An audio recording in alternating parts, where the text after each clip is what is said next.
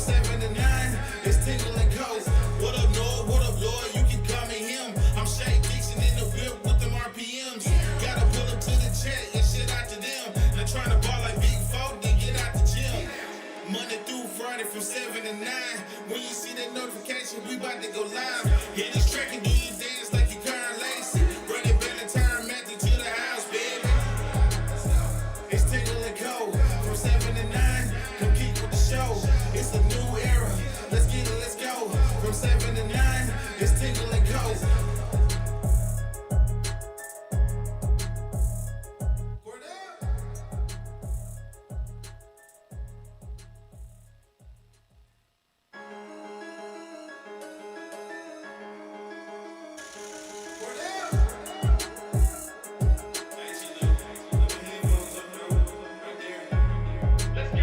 It's Tingle and Co. From 7 to 9. Come keep with the show. It's a new era. Let's get it, let's go.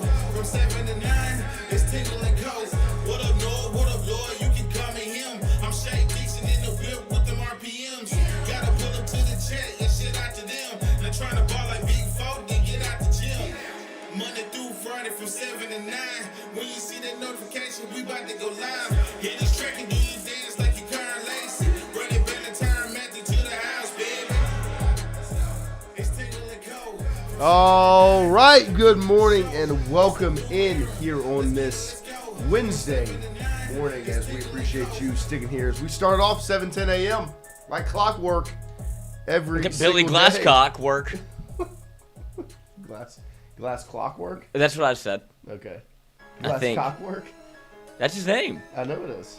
What? Making moves. Making moves. We appreciate everybody sticking around, joining us this morning. Lloyd, how is your tire? How's your car? That if you know a tire guy, or a, if you know a tire guy, Yep. I need one You need a tire guy. because I did do tires. They replaced the wrong one, and so now it's just been a battle. Yes. Because it's expensive. So you got a new tire. I got But two they- new tires. They just decided to replace a tire that didn't need to be replaced. That was replaced when it was very evident, clearly. The two that needed to be. Right, they got one So right. went They, one for 50, two. yeah, Okay. That and 50%. That's great in baseball, terrible in basketball. Really But from the bad- free throw line. Really bad in cars too. If you're trying to fix two problems, you only fix one. I just feel like they know what they're doing more than I do, but Right. this wasn't like a conversation not. that needed to be had, and it Yeah. wasn't. Now it does need to be had. And I feel like I'm watching F1. I need to rotate the tires. We got to move them. Yeah, We got to get going. gotta get the show on the road. Well, I'm Fuck. glad you still made your way here. Yeah, I this did. I morning. mean, God damn it. It's just it's a $300 mistake. That shouldn't be my. Right. I've already alleviated this issue. Yeah. You've already Now done it's it. not, and they're not More, good. by the way. Same thing with this. I don't even have a radio Oh. Oh yeah, you don't have a radio. because I got that fixed. Yep. Nope. Nope. Didn't. Actually, you didn't. I get fixed one problem, created two more. that. Yeah. So that's why I just don't do anything. That's what I realized. Lloyd gets. I obviously had to get on this computer today to get the stream and everything set up and rocking and rolling.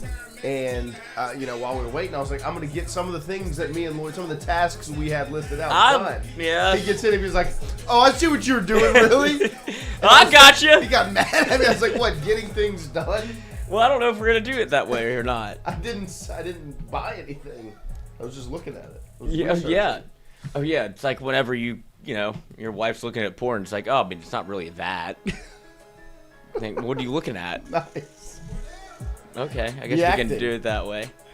Appreciate everybody The getting in here this morning and joining us. Did anything happen yesterday, Lloyd? Did I miss anything? I feel like we're kind of on top of this, right? I mean, look, I Sometimes the tea leaves are just the tea leaves. that's very true. And I think what you're witnessing right now, and I'll be interested to ask JD when he joins us at 8:15 this morning. We'll also have Joe Schwartz join us talk LSU women's basketball because that also On Restream? crazy yesterday. That was all- I mean, 67th point. We're gonna play that clip, but what we're witnessing right now between LSU and Ole Miss is unbelievable. The coach swap that is occurring between these two programs, where one staff and program gets elevated to LSU. Glenn Guilbeau wrote it as if Ole Miss was JV and LSU was varsity. These coaches are being called up to varsity. These are being demoted, sent over to JV to deal with that program, because you've essentially had these guys promoted and these other two, Austin Thomas and Frank Wilson have gone now to Ole Miss, and they're going to be replaced at LSU by Ole Miss's Kevin Smith and Billy Glasscock.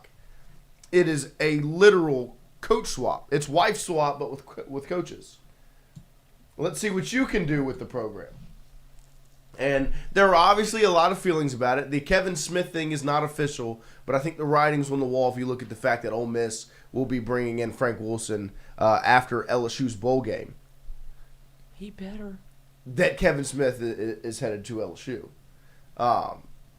You heard the term sheet. We talked about that last week. Like we said, nothing official. Now with this announcement that Wilson will be joining Golding's staff, all signs point to Kevin Smith will be in Baton Rouge, which means you have now swapped running backs coaches and swapped general managers in just the span of 2 weeks. And so it's a very interesting situation. I don't know if I've ever witnessed anything quite like this, where just coaches have been swapped in this manner. It's almost like a trade. It seems like, okay, how many draft picks are they getting? First, right. Second rounders?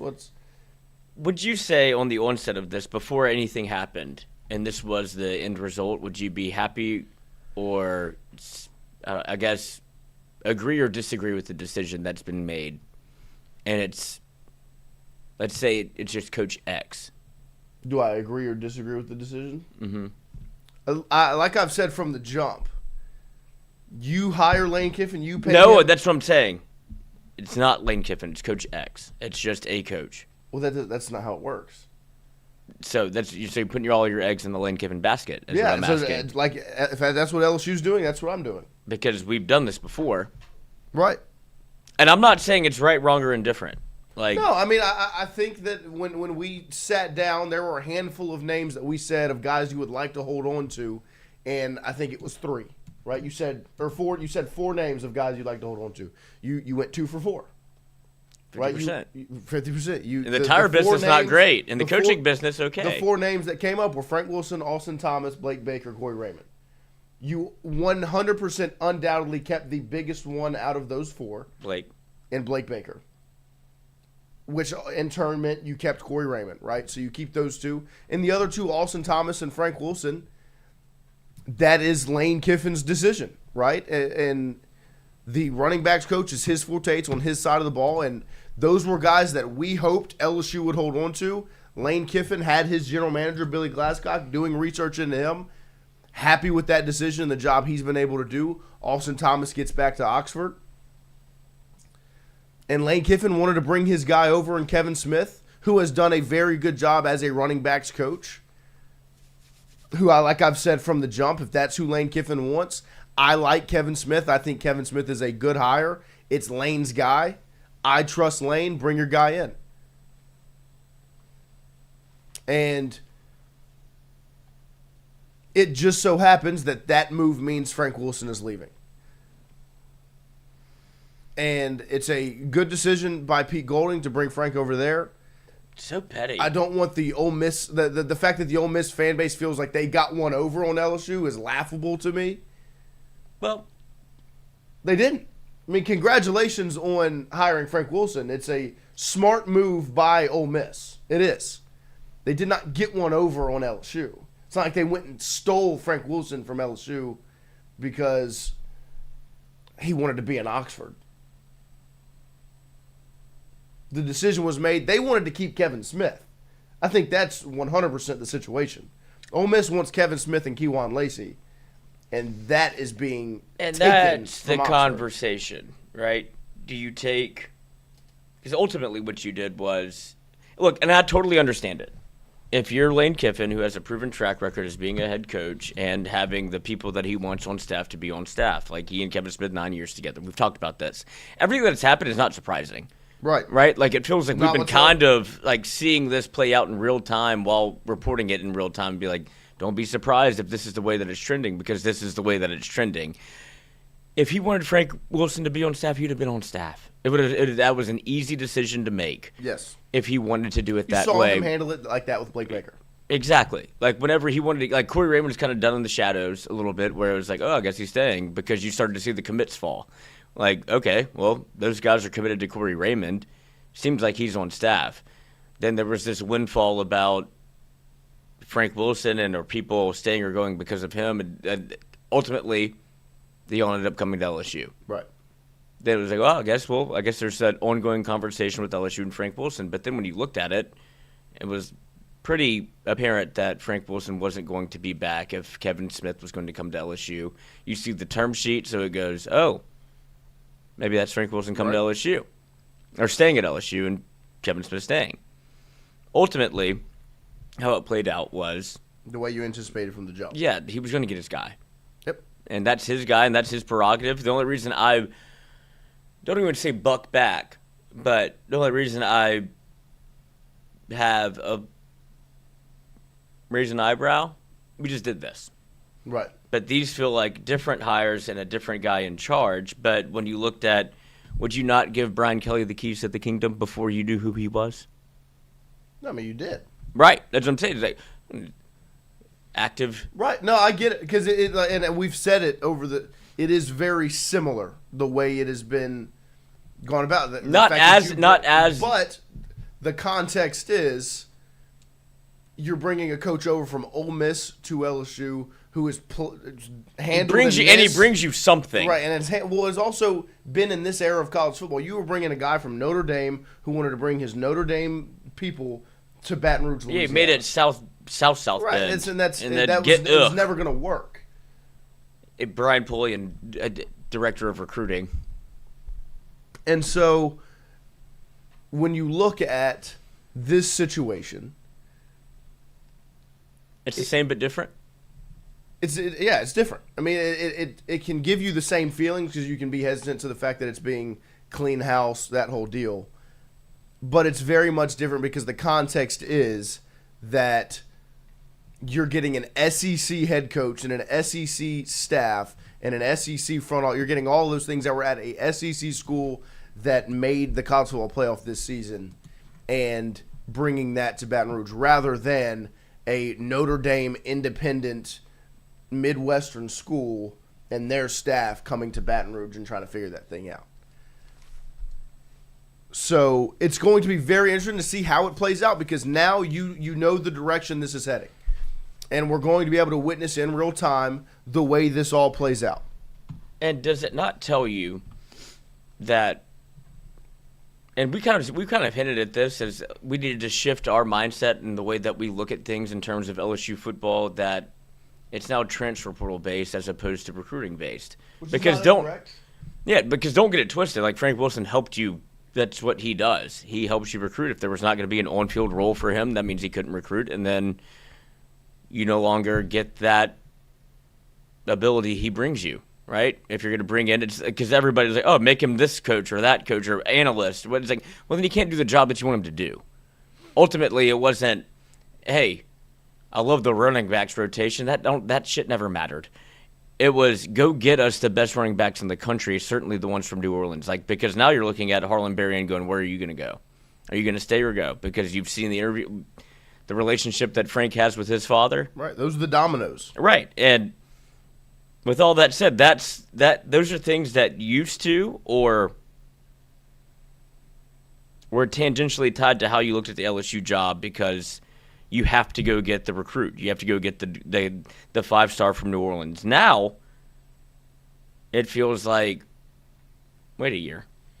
And now, just do it through the portal, which is what Lane Kiffin has done for the last 2 years and done it better than anybody. And you have the NIL backing that to be able to do it. It's shifting the focus because and relationships still matter. That's why I still believe Frank Wilson is important in this day and age. Because he has relationships. Right. That's who he is as a recruiter. You saw the way that the locker room battled for him. You saw the way that this team continued to fight with Frank Wilson at the helm after the firing of Brian Kelly. Let's not discredit what the man has done, right?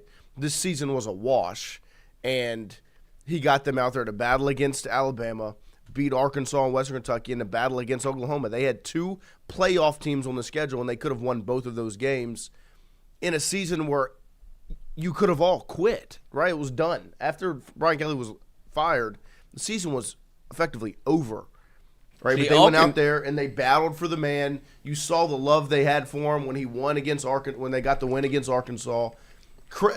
I don't want to discredit who Frank Wilson is to LSU. And I don't feel like I've done that whatsoever over the last week because he's extremely important to the state of Louisiana, right? And it's always good to hold on to relationships like those. But for me, and like Lloyd said, for me to shift my focus and change the way I think about it, and that NIL does supersede relationships. Frank had a very good relationship with Jakeem Stewart, yes. To keep him in New Orleans, not let him go from AUG to IMG. Instead, he goes from AUG to Carr, helps him reclassify, stay at Carr, and then he takes the bag at USC. He gets paid, right? I wonder how those conversations went. I mean, we've seen it even with Joe Sloan and Bryce Underwood. Like I don't want to make light of it. That's like moving mountains. To be able to get him from St. Aug to Edna Carr so he doesn't go – and like that's all for LSU is what he was doing it for. It's the Coach But those are the relationships he has. It's the Coach O story talking about Raekwon where he got him eligible to play football at LSU, didn't tell anybody about it, and then he commits to Alabama, right? Like these things have always happened, right? And so – now it's just more on the forefront of you're able to see like, oh, oof. Yeah, now it's just – it's public. You know what I mean? Like, oh, that's how you wash the money. Yeah, you knew it was happening prior, but now it's just it's out there. Go through the front door instead of the back door. And so LSU will be okay. From the jump, it's what Lane Kiffin wants to do. What you have signed up for is the same thing you signed up for 4 years ago. When you hire a head coach and you pay him $10+ million, right? $13 million.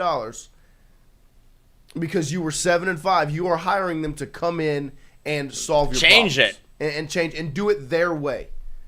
That's what you are hiring.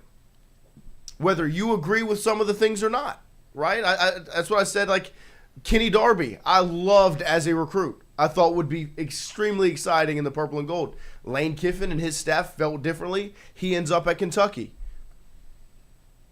Whether I agree with it or not, that's not my. It doesn't matter, right? What he wants, he gets, and I am okay with because that's the game that we are currently playing. That's why you hire the man. That's why you pay him the money. And with Frank Wilson in this current situation, I'm glad he didn't end up at Texas or at Florida. You know, a school with bigger name recognition and. Because that's where you could be in maybe a little bit more trouble. Him ending up in Oxford's not as big of a deal as it would have been with him at Texas or him at Florida. Sad. But it sucks. It does suck. I love Frank Wilson. Yeah, no, I do too. And seeing him in the powder blue and red and navy and gray and white. They're going back to the... Of course, the normals. Yeah. The originals. Yeah, bring back. It's going to suck seeing Frank Custard. Wilson on that sideline, but Lane Kiffin wants his running back coach. Lane Kiffin gets his running backs coach. That's the situation. And it does beg the question of what happened in Tennessee. Like that was pointed to as a positive, right? We were like, oh, they worked together before. It's like, oh, that makes sense. Right. And obviously it's not the case. But no, Lane wanted his running backs coach. Lane wanted his guy, and I do think it's just a total shift in perspective of how this whole thing is going to play out for an LSU fan base that is so used to getting recruits and recruiting it in 3 years for the next 3 to 4 years, that boo baby LSU, to now it's, I mean, the best example I can give of this is how, if this is how it's going to go, like you're trading Frank Wilson and Harlan Berry for Kevin Smith and Kawan Lacey. So like we're doing it now. I mean, every year is a win now year. The most interesting thing to watch unfold will be Harlan Berry. That's the biggest storyline out of all of this because I do think there's a likelihood that he stays in Baton Rouge more so than a Caden Durham, right? We will see. We have a $10 super chat from I am _AD 629. Hey guys, love the show. I just remember what we said about why Brian Kelly didn't work, and part of it was he didn't invest in Louisiana. Will Lane invest in Louisiana? And so what I will say, part of the reason why Brian Kelly didn't work. The real reason why Brian Kelly didn't work was because he didn't win games. Well, he didn't care. But he didn't win. You can not care and not invest, but if you win, it doesn't matter. Like, it's hands off. That's fine. You can do whatever you want if you win. Yep. That is how the sport works. The saying winning cures all is not a lie. Whatever you want to do is fine if you go out and you win football games. And so I do believe that Lane is already doing a better job ingratiating himself with Louisiana than Brian Kelly ever did. The fact that he at least waved when he got off the airplane and was driving past the fans was already a step in the right direction. And then going to the yoga classes and the other different spots in Baton Rouge where he's taking pictures and he's posting. Like, those things might seem stupid and little. Do you understand how much it means for a company like, what was it? It was Rouge Nutrition, I think, that had like the specialty teas. He posted a picture of the tea with their logo in the back. That means the world to that company. That's 1 more million impressions. Like, that's your, like, that's ingratiating. Same thing for Yoglates. That's ingratiating yourself with the city, right? Going to small businesses, all of that is part of what makes Louisiana special. It's people helping people, right? It's one big family. He's already done a better job at those things than Kelly ever did, right? Not even just local businesses, but the school. Well, what did Brian Kelly ever post where he was like, national championship, Heisman Trophy? Trophy. Like, even when he won he had a Heisman winner, and you didn't know that he was the coach. And then, it was unbelievable. And I think that's why Lane Kiffin it's like such a shift from that to this. Yes. Right? And that's where Kalen DeBoer is suffering, because it's from that to this.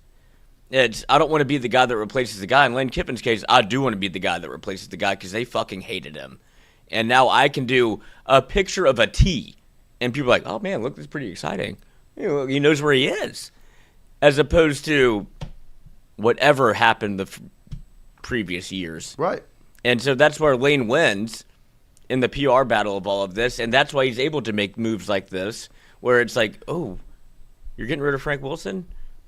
Okay.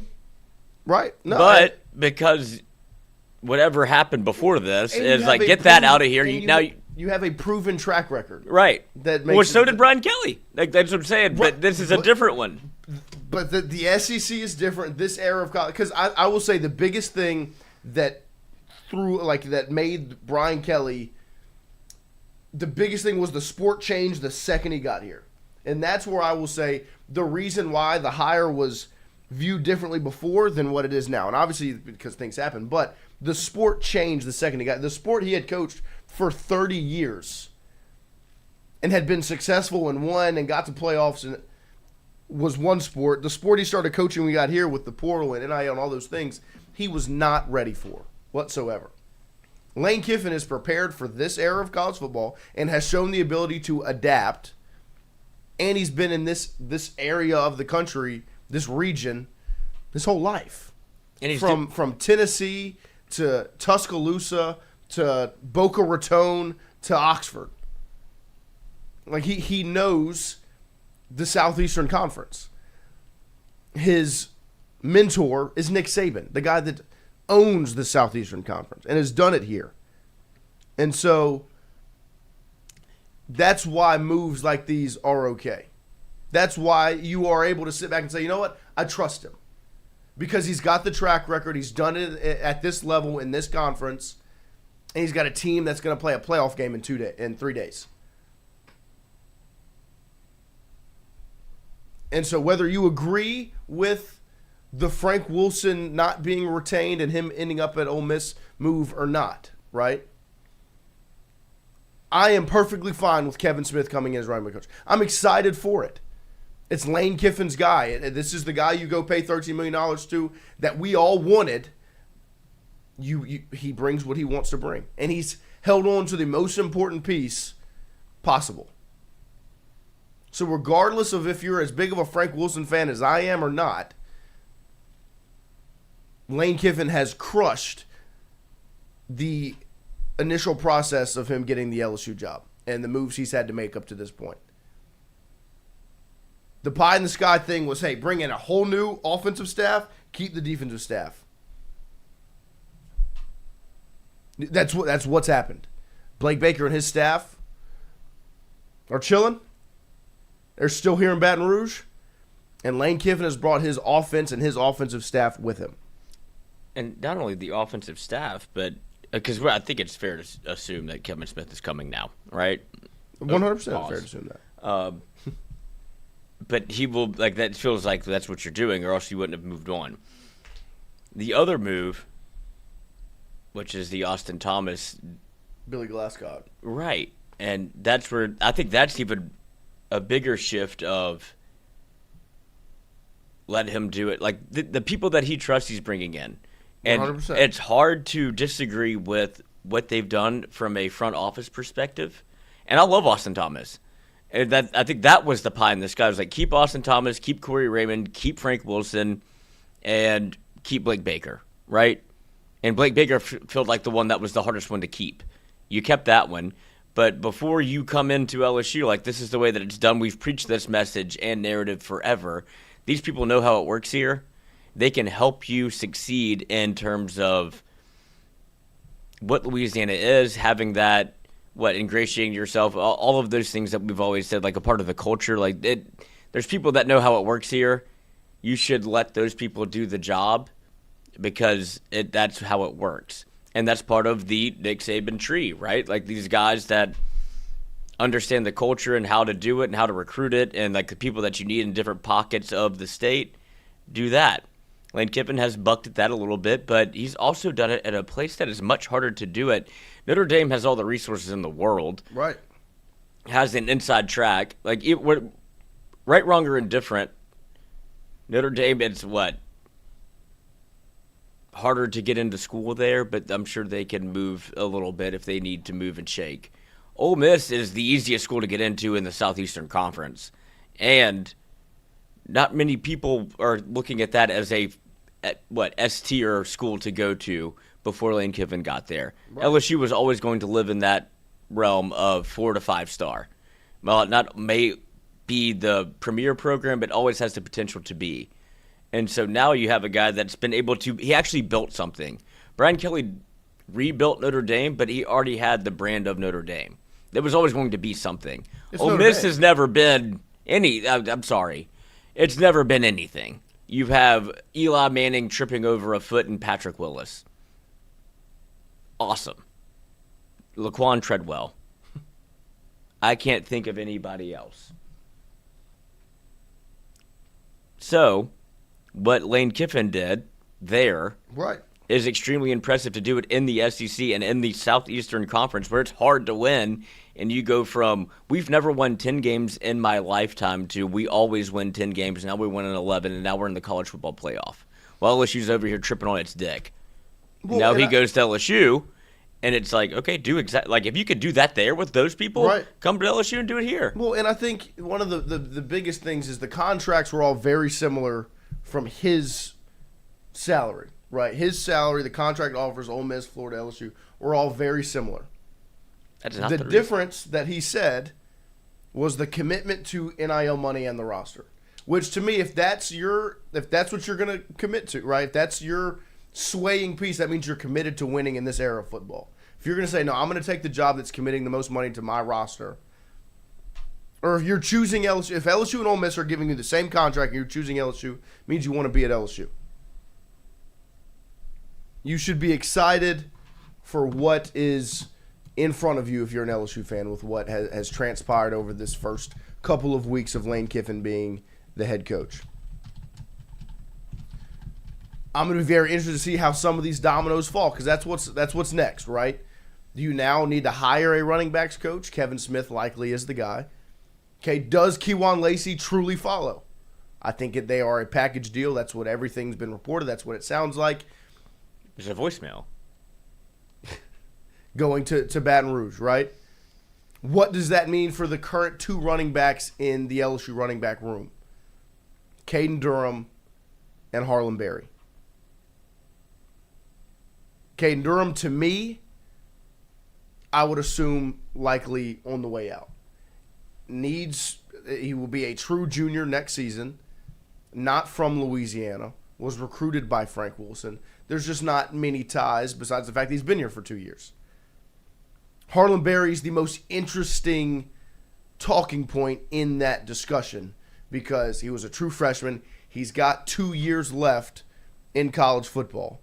He is a New Orleans kid. He's a Louisiana kid. His relationship with Frank Wilson undoubtedly was one of the key pieces of getting him here, and his decision to come here was because his dad went to high school with Frank Wilson. They were friends. They had a relationship, and Frank had recruited him since he was 13 years old.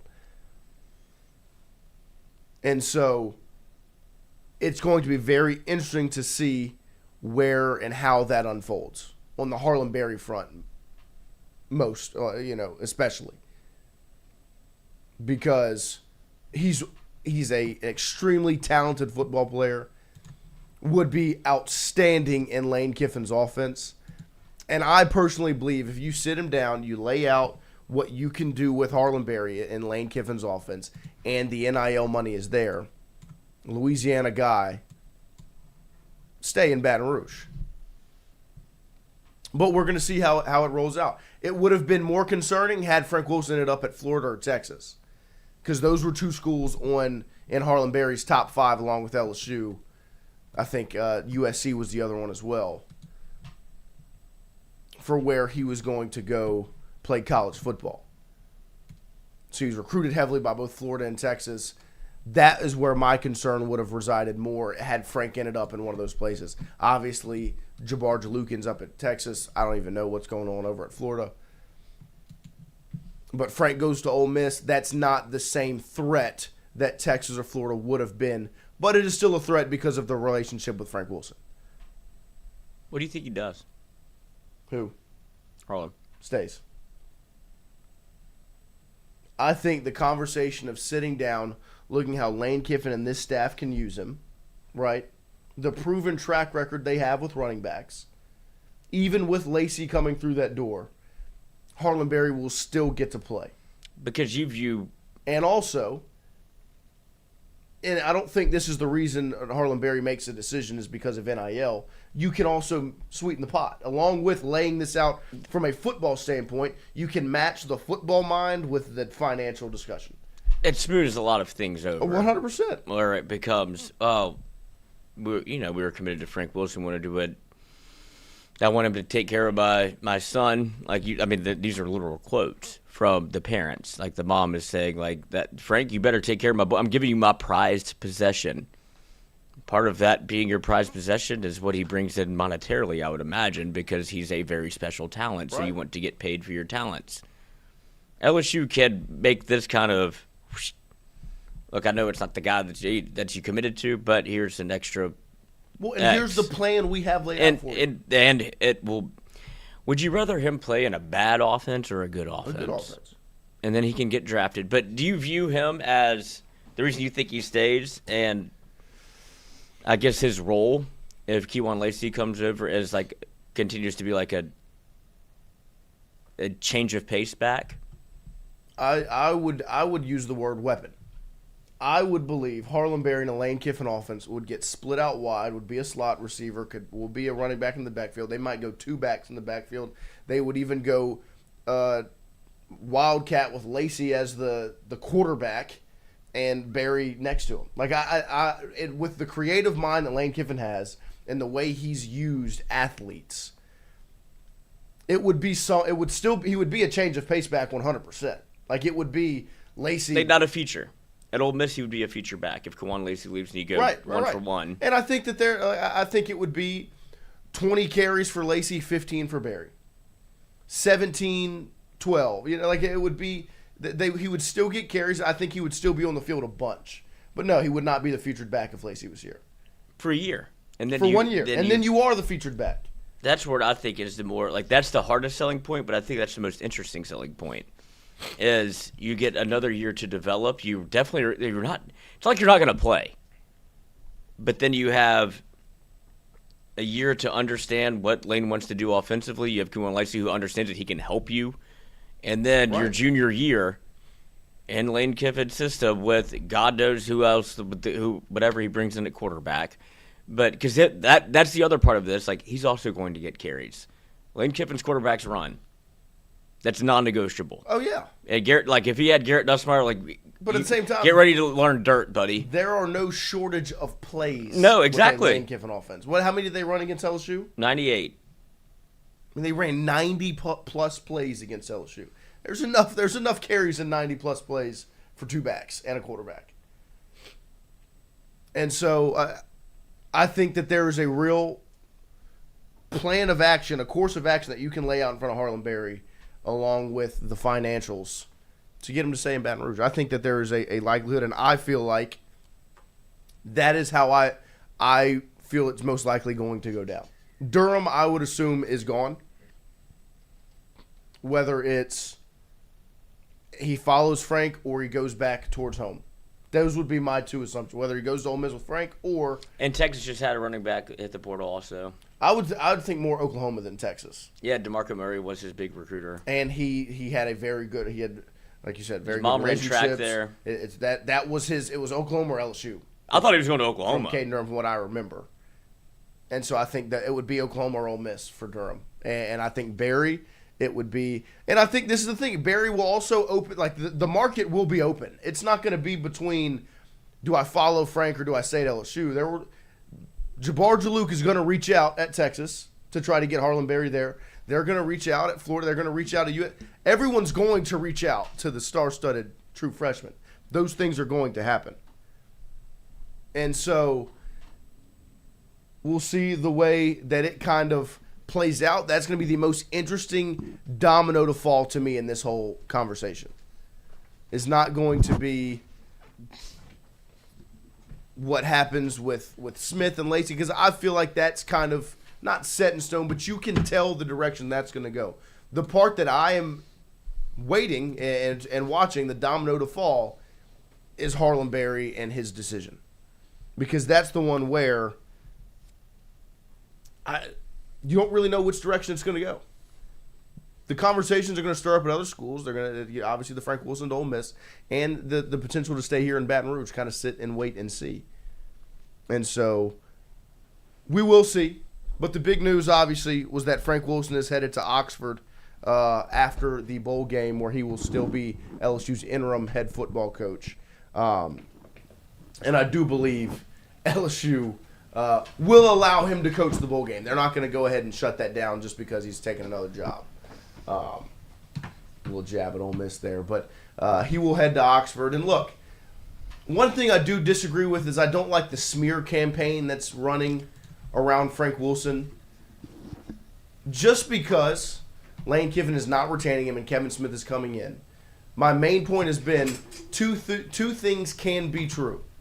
Frank Wilson can be important and doesn't have to be the worst person ever.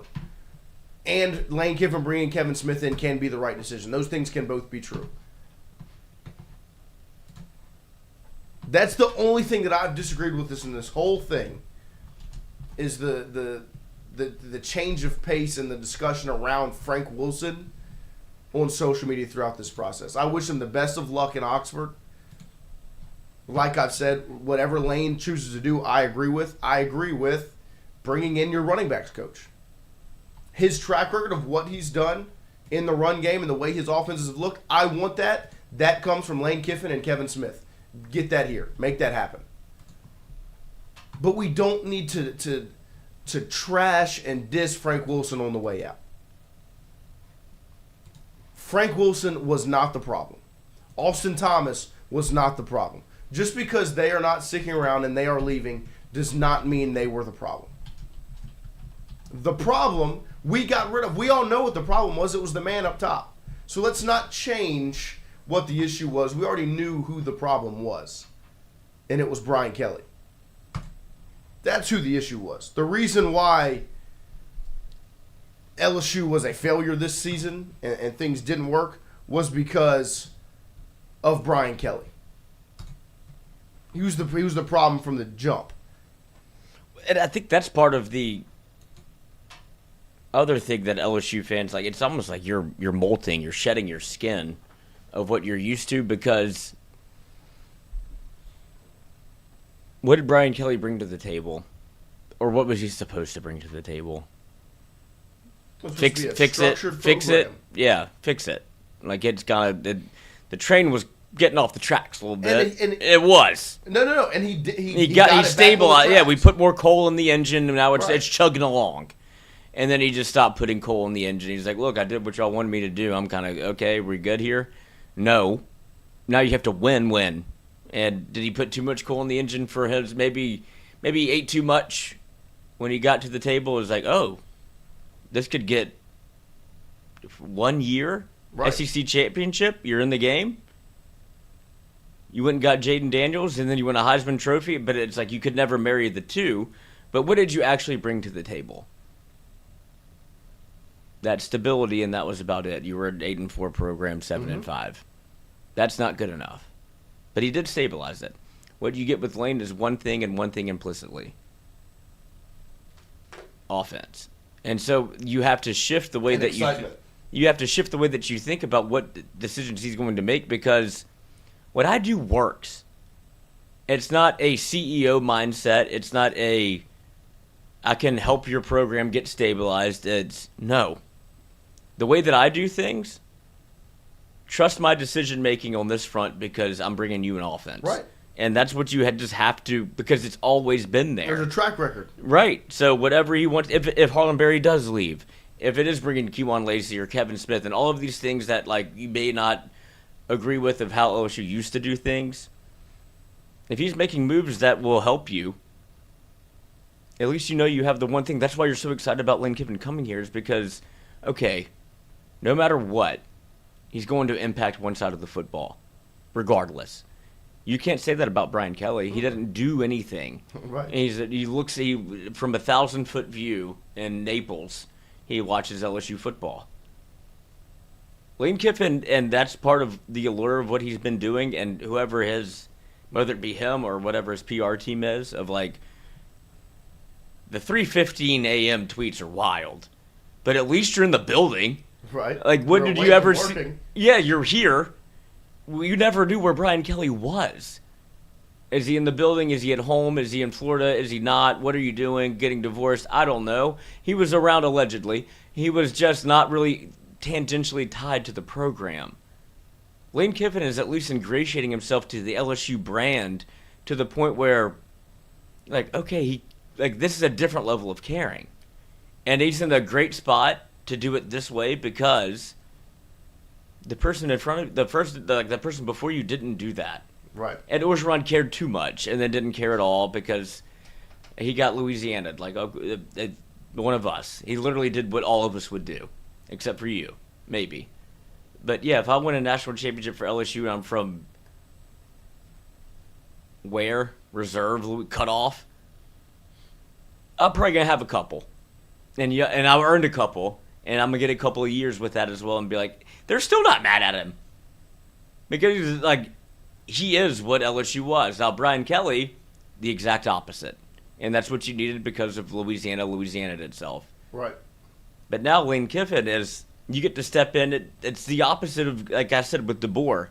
That you have to follow up Nick Saban. They're not going to like you. You have to follow up Brian Kelly. Anybody would have been a winner after BK.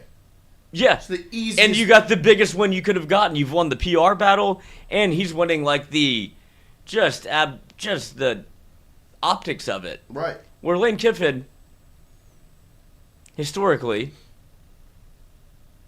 hasn't made the most friends. I would imagine he's burned a lot of bridges, but continues to build the bridge. But Brian Kelly, it could have been me, and it'd be like, just get him out. Right. And now if it's Lane Kiffin and the way that he's doing it, I do feel like you have to give him some leeway in the way he's going to operate, because it comes with what I do well, offense. And LSU is starving for it. Whatever he wants to do on that side of the ball, let happen. And then you got like you said, you got the biggest one on the other side where you brought back, like, because if Blake Baker isn't retained, then it's a different conversation. Of it's a rebuild. Now it's a go win now. No, you. There was one thing on the list that was more important than anything else, and it was retaining Blake Baker. That was the biggest box to check if you were Lane Kiffin. And he did it, right? And so that has completely shifted the discussion around 2026. The main diss that Ole Miss fans have against Lane Kiffin is, well, he didn't actually win anything until Pete Golding got here. And he didn't really know, how to pick up the defensive side of the ball until Golding got here. So LSU, Golding's actually here, so it's going to suck for y'all. Y'all don't have a defense. Well, actually, Lane Kiffin held on to Blake Baker, who is going to be a Broyles Award finalist for what he's done on the defensive side of the ball at LSU. And so, actually, LSU's in a really good spot because they've held on to this defense. That go watch Bapa's turnover compilation that he put out on Twitter if you want to just be reminded of how good that defense was from a scheme standpoint and the way that they played from week 1 until week 12. And then now, bringing in Lane Kiffin and what he can do on the offensive side of the ball is the most important thing to do. Was for Lane to keep his offensive staff together, bring that here, and make sure LSU's defensive staff stayed put. He checked those boxes. Then you add in holding on to that recruiting class, getting the foundational pieces like Lamar Brown and Richard Anderson, Deuce Gerald, Aiden Hall, Jabari Mack. Go down the list of these guys that he held on to and got to Baton Rouge. Huge. Those three things, massive. And it's going to be very interesting to see how it unfolds over the coming weeks. And once again, this has not changed, but maybe just some of the pieces that you're going to be paying attention to have changed. January 2nd through 16th is going to be the most important 2 weeks until the football season begins, which was always going to be the case. The transfer portal window is massive, okay, but now it's just a 2-week window. There is no there's no winter and spring portal windows. It's just 2 weeks, January 2nd through 16th. And now we're going to sit and watch and see what LSU is able to do in that transfer portal window. How they handle business over that 2-week stretch, from roster building, who they go out and get, the decision with Harlan Berry, the decision with some of these players that are still on LSU's roster. A lot of things are going to change, and that 2-week window is where you're going to get your answers of who's on this team. We spent the whole first hour yesterday talking about the quarterback position at LSU in 2026. That's going to be what you're going to be looking at, number one. Who's going to be the quarterback? Can we – I don't mean to cut you off. The way this whole thing is played out, kind of not that surprising if you really look at it in tip to tail. Trinidad Chambliss. Yeah, no, the way this is all played out is pretty much textbook to how you thought it was going to go. You've had Lane Kiffin come in, bring his offensive staff with him. Every move you expected to make is what's been made. And then you sat back and you said, okay, well, especially with Gold, I always thought the biggest threat to Blake Baker not being in Baton Rouge was going to be the Tulane job or if Lane brought Pete Golding with him. Those were going to be the two biggest threats. Golding getting the job in Oxford as the Ole Miss head football coach, then turn the page to, okay, this is Blake's job. And so it comes down if he leaves or not, and he ended up not leaving. And so that's played out the way you anticipated. So everything up to this point has played out the way that's kind of been right there in front of you. The next domino would be Trinidad. Would be Trinidad Chambliss. And I think that answer tells you who that was. It just comes down to what other options are out there. I don't think would he take anybody in front of him? I don't know. I don't think he would. Like, I think that the interesting one is Bryce Underwood. right? No, I think it'll be interesting to see who ends up in the transfer portal. Nothing against what Trinidad has done. You've seen it work 100%. But if Lane Kiffin looks and sees there are better options, because it can be skewed, because the only time you've seen Trinidad Chambliss play in an offense is a Lane Kiffin offense. So you know it works and it looks good. Could there be a quarterback with better physical tools and talent that could also get into a Lane Kiffin offense and look really good? I personally believe that it would be Trinidad Chambliss that comes to LSU. That'll be your quarterback next season. I think that's just the way it's going to play out. And I think that's a win for LSU because it's worked, and it would be year 2 in the system with probably more talent and better people, and just the whole deal would be awesome. But Lane Kiffin could very well look at the portal and say, actually, that's a quarterback that I think would actually be better. It's up to him. I mean, that's the situation. Am I crazy to think that Chambliss is actually that good? He's one of the premier quarterbacks in the country, or is it just Lane Kiffin's offense? Obviously, they work together, but that's where those two things go together.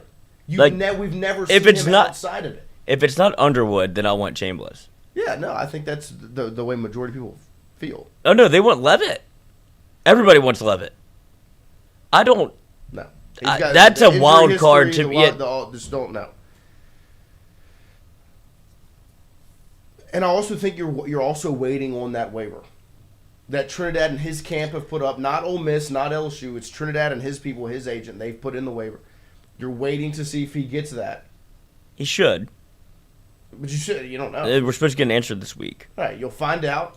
And if it gets denied, then it's going to be court. Then you're going to push back. The whole thing is going to start to happen.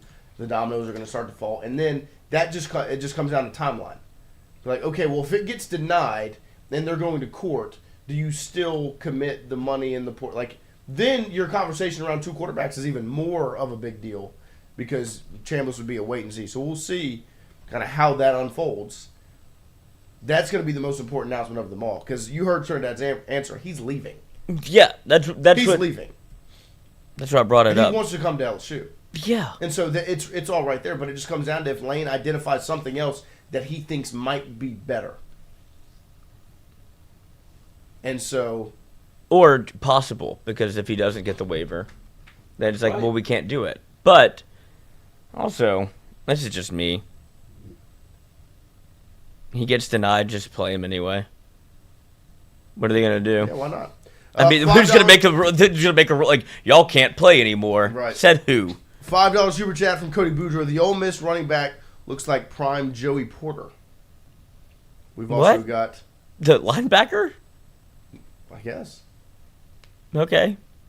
$5 is $5. Ready. $10 super chat from Cajun Curveball. Can y'all address the Lane hasn't won anything take?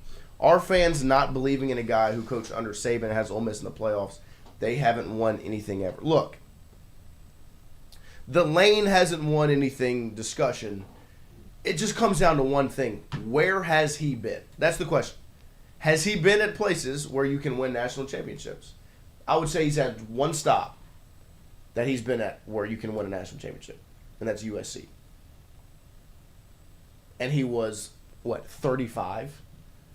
And not ready for that gig. And that's me. Had sanctions and all these. Yeah, he walked into a terrible situation. Mess, right? That's the only stop he's been there. You aren't going to win one at Tennessee in the 1 year he was there.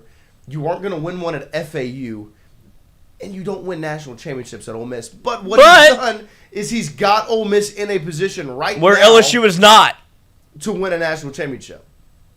So does Lane have head coaching rings on his fingers? No, he doesn't. He has won a national championship as a coordinator, so he's been a part of a national championship program and called plays and did the whole, coached under Nick Saban, like Cajun Curveball said. But the answer to the question or the take, Lane hasn't won anything, you respond with, where has he been? That's the response. Where has he been?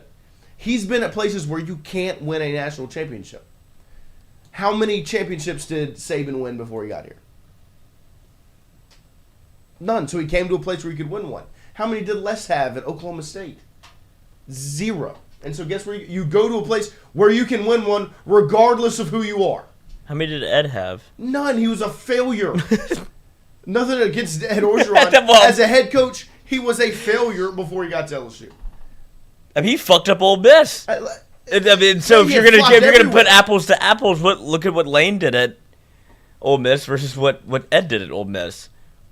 And so you now have a coach that's coming off of 11-1 season, the best season in the history of that state. They have a playoff berth. They're going to have the biggest event in Mississippi history on Saturday. He doesn't get to go. You think he goes? I bet he does. That would be hilarious. That's the answer to it. Lane hasn't won anything. He's never been somewhere where you can. And he's exceeded expectations at the places he's been. And you're getting him at the peak of his powers. How old was Nick? He's 50 years old. Nick Saban was 52 years old. It's all right there, right? That's the response to Lane hasn't won anything ever. He's overachieved. Excuses. Didn't BK bring Notre Dame to the championship game more than once? Yeah, they were playing with 12 people. They had Manny Te'o's girlfriend on the defense. Notre Dame is a place where you can win championships. It's easy. The path is easier. Brian Kelly got here, and the sport changed.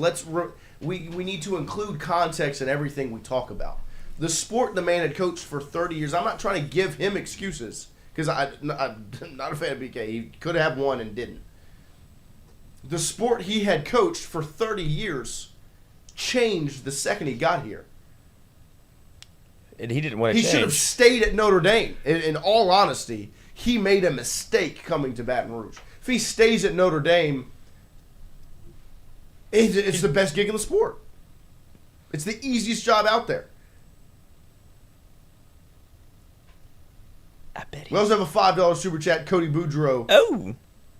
Tiger Droppings and I all want Leavitt just because we've seen him play one game against Texas in the playoffs. I mean, real honest to God, I think that's the only game that people have watched Leavitt play. That's the only game I've watched Leavitt play. I saw Scattaboo. Woo. I mean, he caught a touchdown, threw a touchdown, ran 2 touchdowns. Leavitt's fun. It's Johnny Manziel light. I saw Scattaboo throw a touchdown. That game was on crack. That game was unbelievable. It was a great game. It was fun. That was the best football game. But Leavitt he doesn't work within the, and I could see Lane reining him in a little bit, but he's coming off an injury. That's what I'm saying. Regardless of all of that, the Liz Frank injury is where I stop. Full stop. That's I don't. That's not where the LSU doesn't need to deal with that right now. There are expectations. We just had an for internal season. injury. Right, there are expectations for this season. That's why Chambliss is the safest pick because you've seen it work. I mean, why are people saying he's not going to play in the bowl game? That was a diss. That wasn't real. Right. That's what I'm just saying. But that's where he's unsure about his future. Is Ole Miss going to? No, they wanted to kick him to the curb. Well, why even play him? Ole Miss, welcome back to fucking reality. This is where you've always been. This is just how it is. You blew it. The same way Brian Kelly blew it by leaving Notre Dame is what you're crashing out in real time. And it is what it is. Because every other school that had a coaching change is keeping their coach. You're the one that didn't, then you brought back. It's like you made it a mess. Now you're like, well, get Chambliss out of here too if he wants to. Don't let Kawan Lacey play. Okay, what do you mean? That is Tiger Droppings. It's if he ain't with us, he's against us. Like, well, or you could play right now. They're football players. Yeah, no, they want to play football. That's the case. Whatever. I'm happy for y'all, or I'm not. I don't care. Jacques Doucet will join us in a little over 5 minutes. Imagine if LSU was doing this. If you were Ole Miss. What do you mean? If LSU was Ole Miss in this situation, it would be like you're in. I know, but I'm just saying we have the capability of crashing out. We've shot ourselves in the foot a million times, more than not. I'm gonna do it. Yeah. Just woke up in the hospital bed. Like, damn, I thought it was. I tried to end it. Nope. Here we go again. But if this was LSU at 11-1 in a college football playoff, I don't think that it would be Lane going to the NFL. Like he'd already accepted a job, whatever. Well, in LSU, But this is generational. What Ole Miss has done to themselves when you've never had this opportunity before, and you handled it like a amateur. I'm sure that'll get cut or clipped or whatever. I'll get made fun of. I'm ugly. that was awesome the way they trashed Mean to me. See, you know what a shower is? I do. I have. I actually want to go through Showered last night. those comments. See if I can But I find do them. wake up. I guess I sweat in my sleep. So I wake up a little greasy. Was it Garrett Nussmeier enthusiast? Yeah. Yeah, that was nice. I love it. Oh, I love when the viewers clip the show and put it out themselves. Oh, absolutely. But then to see the 35 comments, like, oh, these are probably going to be very positive. Let's see. I want to read these again. I mean, even LSU fan base doesn't even like me. So I'd imagine the Ole Miss contingency wasn't going to be on my Everybody side. likes you, Lloyd. They like me in public. Not behind closed doors. Not No. on that Tiger Droppings. Oh, I love those people. Tiger Droppings hates you. I don't, but I love them. That's good. You can't fight fate. Where is Lloyd Courtney's? Oh, here it is. Oh. All right. These are all 33 mean. Comments. Let's see. Good God, brother, you ever take a shower? Yeah, in Lake Sardis, you This bitch. dude is chopped AF. Probably. I don't even know what that means. Dude's trying to sport a 70s era porn stash. I can't say that one. Oh, is that bad? Yeah. Let's see. What was it? Your forehead was the tarmac that Lane See, Kiffin that's got look, fired that's on. fair game. The forehead is a fair play, but I'm too old to get that weird haircut that all of the GD, kids talk about a get. waterhead. Mama couldn't stay off the sauce during pregnancy. Looks like Probably true. First dude is like watching Zorak from Space Ghost. Is Where'd that y'all you? find this guy? I think that's you. Wow, a beta male talking football.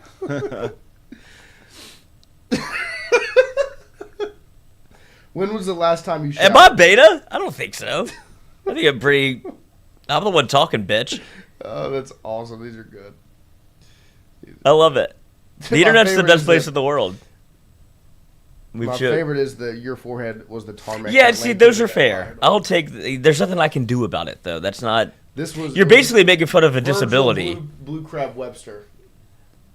That was, Oh, you can't say can't that. read that one. I'll take it. Though. I got the pass.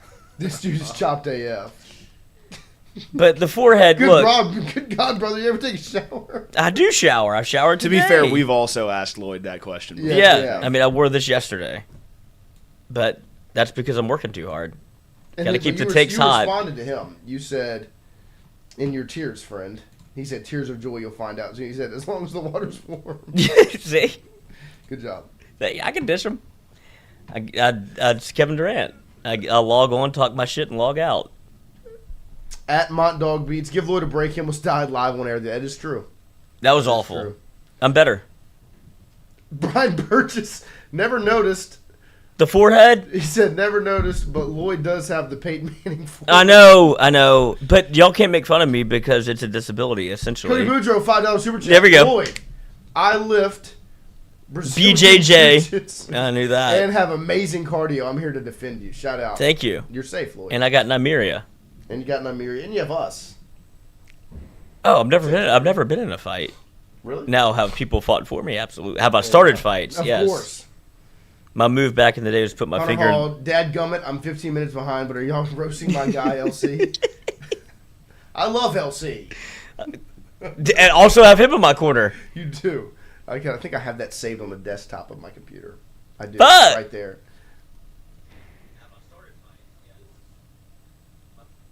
But you have it. I But think I have the voicemail right here sitting on the desktop. I don't think you could play that. I don't want to do it without his permission.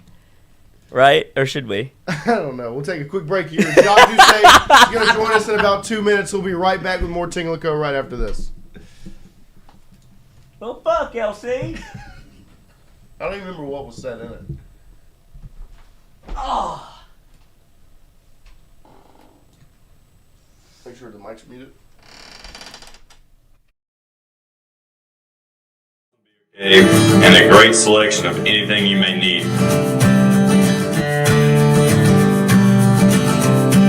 Located at the corner of Highland Boulevard and Highway 61 South in Natchez. Also stop by Wardo's Po' Boys at 309 North Broadway on the beautiful Natchez Bluff, Where everyone is family.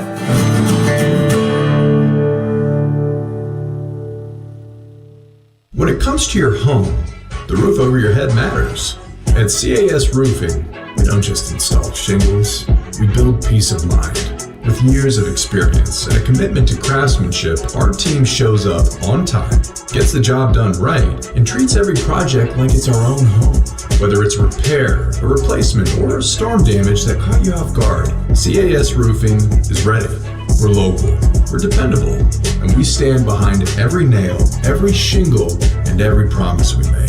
Because at the end of the day, it's not just about roofing, it's about protecting what matters most. CAS Roofing, built on trust, backed by quality.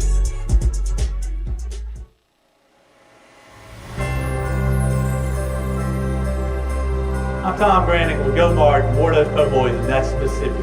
On behalf of the Granning family, we invite you to run, stroll, or walk in the 4th annual Wardo's Rudolph Roll. Held on the beautiful Natchez Bluff, this holiday event keeps a 10K, 5K, and 1 mile kids run. The Rudolph Run supports the Ward Granning Memorial Scholarship, which has awarded over $20,000 to local high school seniors since 2020. Along with the race, enjoy live music, drinks, and of course, Po' Boys. For more information, check out Wardo's Facebook page. Hope to see y'all there.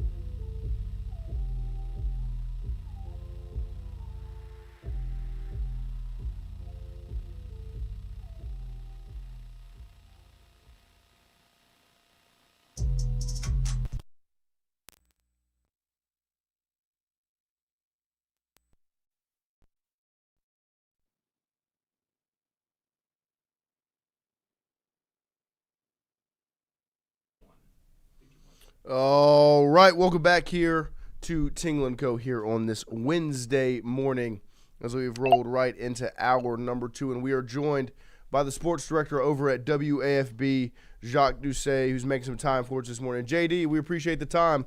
How are you?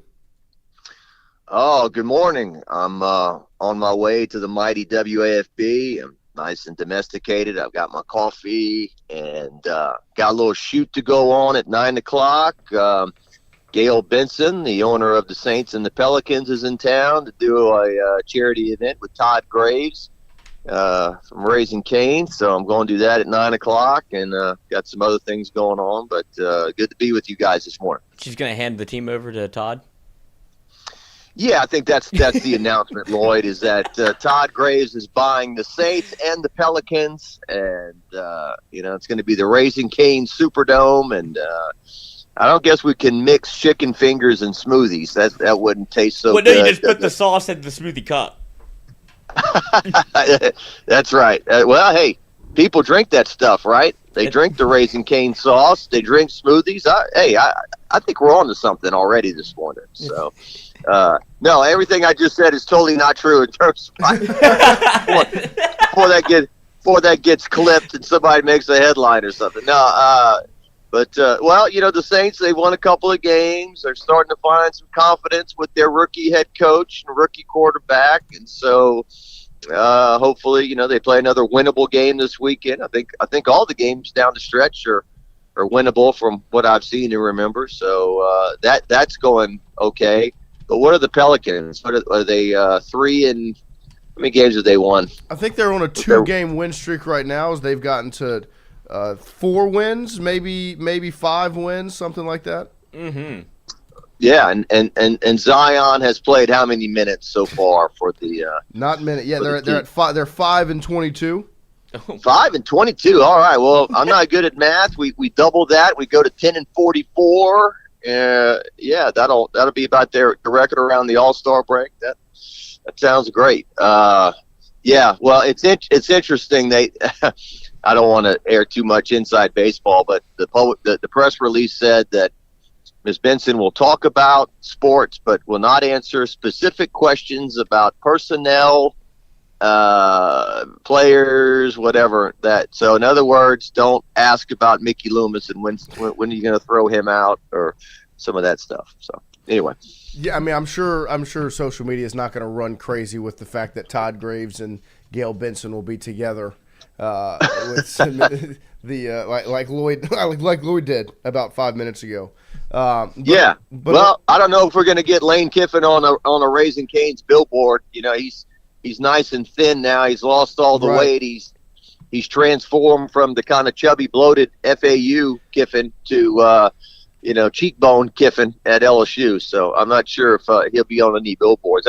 That came to an end. Let's see, Les was on the billboards, and then Coach Joe was on the billboards. Coach Kelly didn't do the chicken thing. But anyway, I got the Coach O cutouts. They had the Coach O cutouts that you could stand up in the Cane's restaurant. But speaking, well, and not to go off on a tangent, but I had one of those in my garage for a while. I had one of those, and it would scare the hell out of people. Sometimes they'd walk into the garage and think a human being's there. What the hell is that? Oh, it's Coach O cutout. Go Tigers! Go Tigers!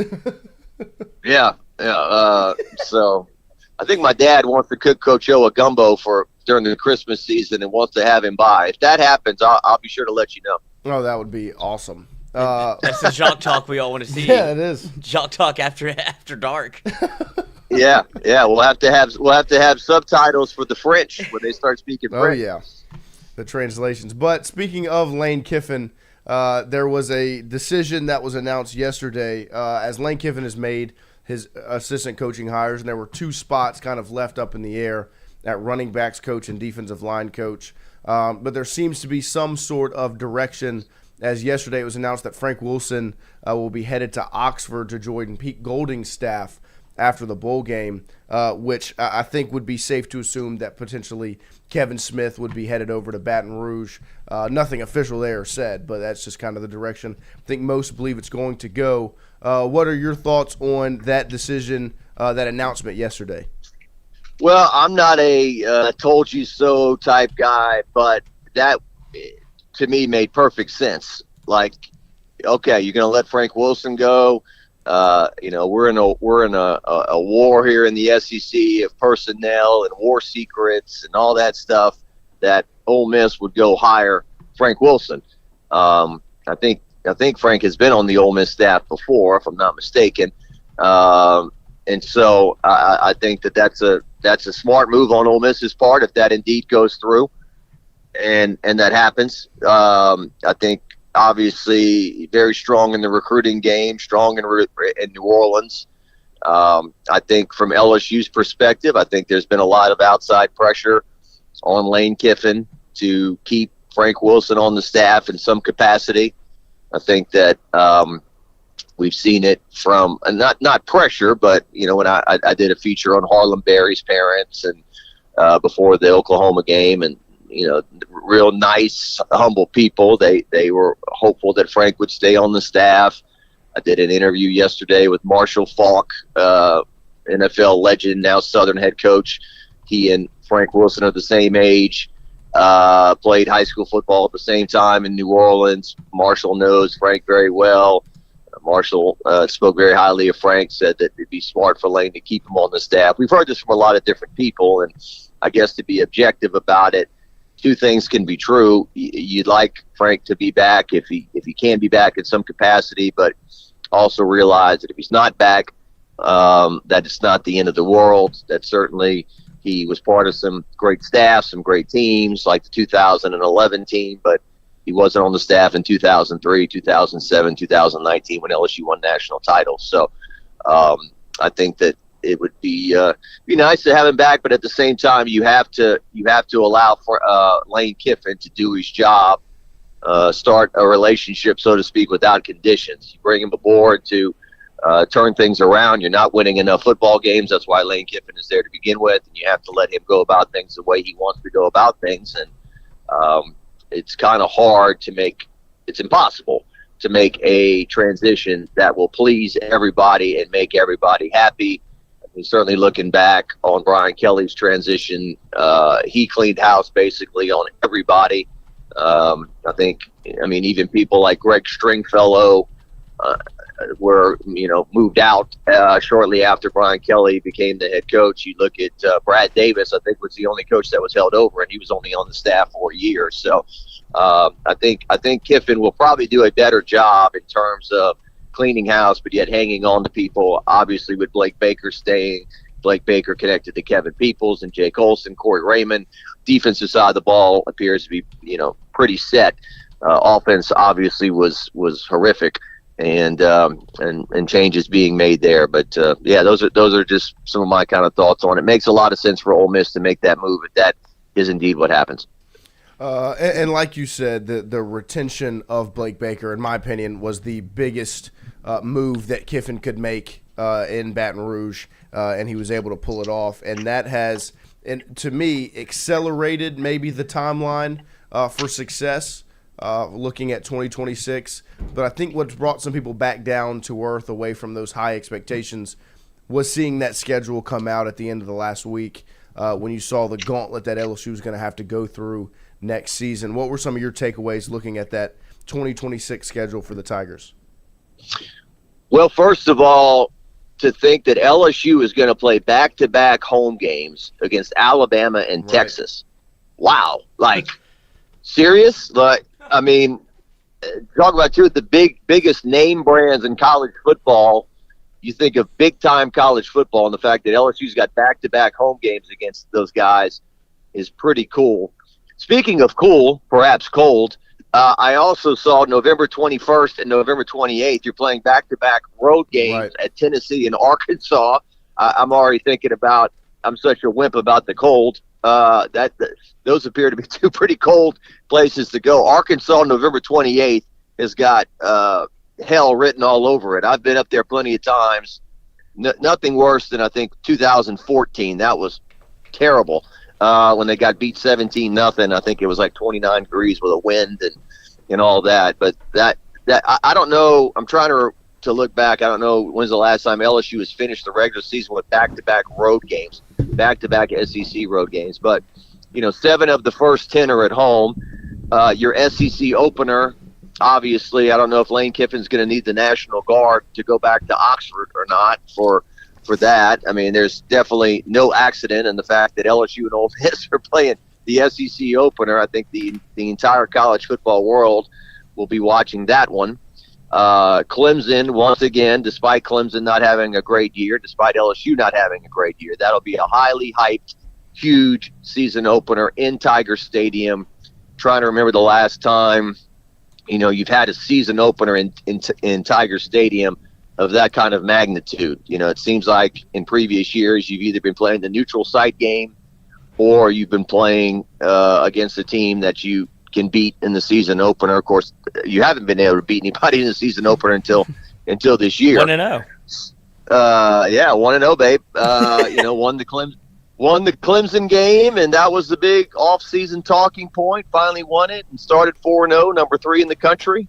Go to Ole Miss, lose to Lane Kiffin, and then 2 months later, Lane Kiffin's face is up on the video boards in Tiger Stadium as your new head coach. That's how crazy this stuff is. But those are just some of my thoughts about the schedule. Going to Kentucky, that hasn't happened all that often. I think that was basically the end of Coach O in 21 when we went over there and they got smashed by Will Levis.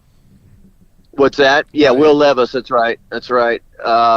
I think that was LSU's first trip to Kentucky, and geez, I don't know how long it was before that. That was at 21. When did LSU last go to Kentucky?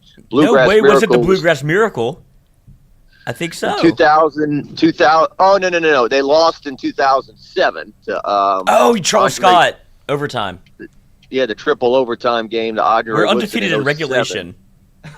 Yeah, undefeated in regulation. That's right. 2 triple overtime losses for the 07 team. Yeah, I'd have to go back and go through it and think about it. But, yeah, I mean, your Kentuckys, your Tennessees, your Georgias, your teams that were in the SEC East, you obviously haven't been there very often. LSU still has not been to Georgia since 2013 when they had the shootout with Aaron, what was his name? Aaron Murray. Zach Mettenberger.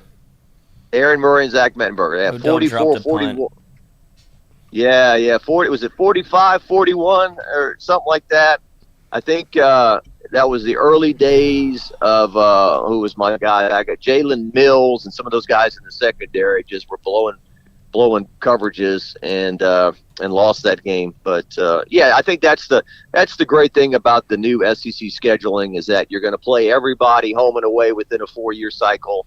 I think I like going back to Auburn. I think Auburn. Yeah. I always like going to Auburn. I think Auburn is the epitome of college football. Small town, huge stadium, great tradition, very loud place.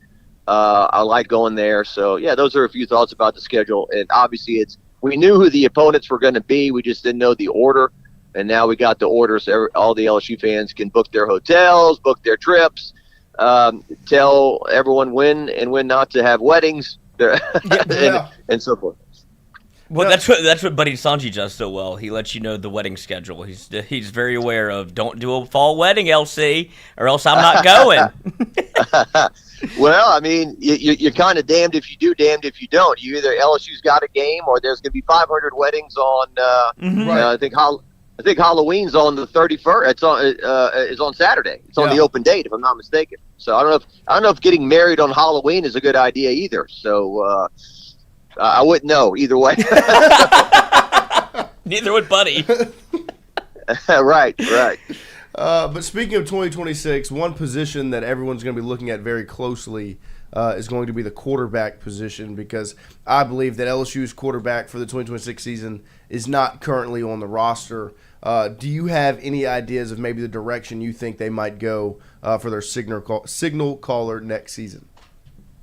Well, it doesn't feel like Michael Van Buren played well enough to be the starter next year. Now, can Lane Kiffin coach him up? Can the staff coach him up? And can you at least maybe feel good about having a guy on the roster that's got some experience that you can put in the game? It doesn't feel like you want to go in with him as the starter next year. It feels like this is free agency. You're going to go out and find a hotshot free agent to fill in and be the next guy. Rohan Davey sat down with us in a round table and gave a very spirited rant about how this was the audition for a lot of these guys to impress Lane Kiffin or perhaps get some money somewhere else. And then Rohan said, none of that is happening. None of that is happening. I haven't really looked. I mean, I've kind of looked at who the quarterbacks are out there, but it always kind of felt like during the season that next year's starter was not on the roster. And I think Kiffin will go out and find a guy, to our earlier point, turn the defense over to Blake Baker and those guys. You guys run the defense, pair one of the greatest minds, and if not the best mind, offensive mind in college football with one of the best defensive minds in college football, and see what can happen. Spring football will be very interesting as the portal will open in January and you get the guys on the roster and you have a good idea. I mean, you have the idea, I guess, right? I mean, there's only one portal, so right. Your guys that are in spring football, right, are going to be your guys in August. So I like that change, where at least you got a decent idea of how to talk about this team and whatnot. And so, and that'll be another thing. We'll see, how much media access he gives us, if any. Coach Kelly was very accommodating with us in terms of how much we got to see and all that stuff. Kiffin, from what I've heard, is not that way at all. So we'll see. We'll see how much he lets us see. We'll see how many media availability, press conferences he does. I'm interested to see. What's that? I said, help us. Yeah. I mean, we need things. Well, I don't know. He did his I think press you'll be fine, JD. Well, he did his press conference 2 weeks ago, or 2.5 weeks ago. Got introduced, and he hasn't done any media since. maybe when the staff is in place, he may do a press conference and introduce some assistants. I don't know. I don't know if he's going to talk at the Texas Bowl next week. I'm going to make that trip. I'm going to go over the day after Christmas. Kind of stinks for the team. They have to leave on Christmas Eve and spend Christmas in Houston, and then play the game on the 27th. So I don't know if he'll talk to us at NRG Stadium on that Friday on the 26th or not. But as far as a TV person and looking for content, I'm just wondering when's the next time Lane Kiffin's gonna talk. I know we're all anxious to talk to him and ask him some more questions. Yeah, that's for sure. JD, the roundtable was excellent content. What else do y'all have going on over at WFB? Yeah, we've got that roundtable up. It was LSU great Rohan Davey, your guy Jordy Collada, Mike Scarborough, myself. That's up at WAFB.com and YouTube.com. Our half-hour Lane Kiffin special that we did is also up at WAFB.com and YouTube. My one-on-one with Marshall Faulk, we spoke for about an hour about what he's going to do at Southern, his career. Learned a lot of things about Marshall in the last week or so. I had no idea that Sean Payton was his running backs coach and Curtis Johnson was the wide receivers coach at San Diego State. That he was seventh on the depth chart at San Diego State when he was running back when he first got there. We've been bagging on Curly Hallman for years, or at least I have, about Curly Hallman wanted Marshall Faulk to be a defensive back and not a running back, but turns out everybody felt that way for the most part, including Miami and Texas A&M, and so that's up. Zach Greenwell, deputy AD at LSU, we interviewed him. So just a lot of great content about Lane Kiffin and the Southern Jags over the last week or so. So check that all out. Well, JD, we appreciate your time this morning, and the content has been excellent. I'm sure we'll continue. Lane Change was great. I watched it. It was outstanding. Thank you, Lloyd. I appreciate that, man. And I want to know where the Noah and Tingle Christmas party is. Please let me know. So we can get together and have some eggnog. We'll keep you up to date, JD. ZZ's. I appreciate it. And when the Saints and Pizza Pelicans Byron's. What's that? Pizza Byron's. Oh, that's right. Pizza Byron's. Exactly. I like it. Rohan will definitely be there, and a lot of others will be there. We'll have a good time. So that's right. I'll let you know about the purchase of the Saints and Pelicans later this morning. We appreciate that. Get a couple of recane sauce. All right. Take care. Thank you, JD. Thank you. There he is, Jacques Doucet, the sports director over at WAFB. We appreciate him, all his insight, and his time every single Wednesday. We're going to take a quick break here, reset the set, get Coach Schwartz in here, and talk some LSU women's basketball right after this.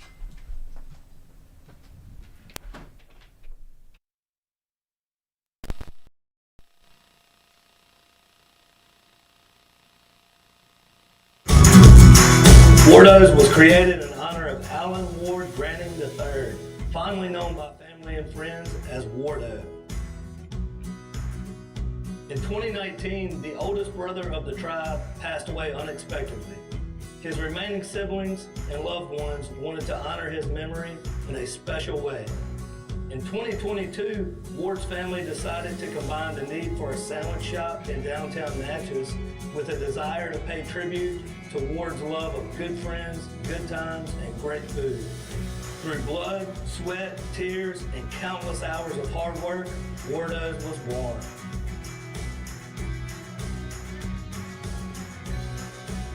So go visit Wardo's today at 309 North Broadway Street in Natchez, where the po' boys are so good, you'll swear you're in Cajun country. Hey, Miss Lou, come visit us, Tom and Wright Branding at Go Martin on the Go Deli. Go Mart has clean restrooms, community coffee, an awesome beer cave, and a great selection of anything you may need. Located at the corner of Highland Boulevard and Highway 61 South in Natchez. Also stop by Wardo's Po' Boys at 309 North Broadway on the beautiful Natchez Bluff, where everyone is family.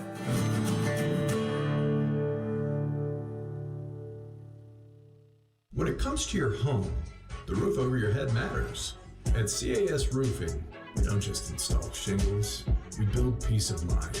With years of experience and a commitment to craftsmanship, our team shows up on time, gets the job done right, and treats every project like it's our own home.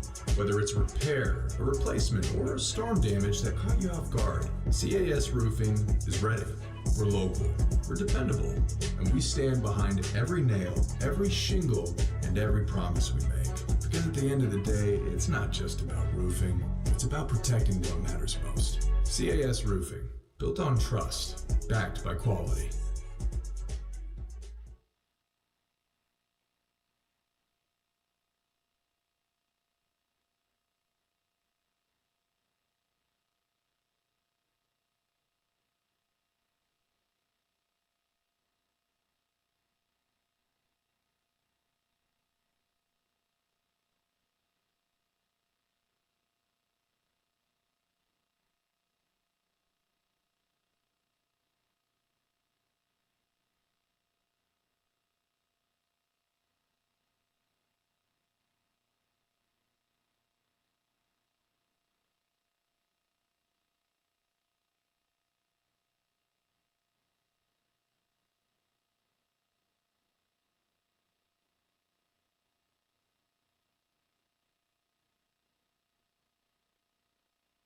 Away from the magical number.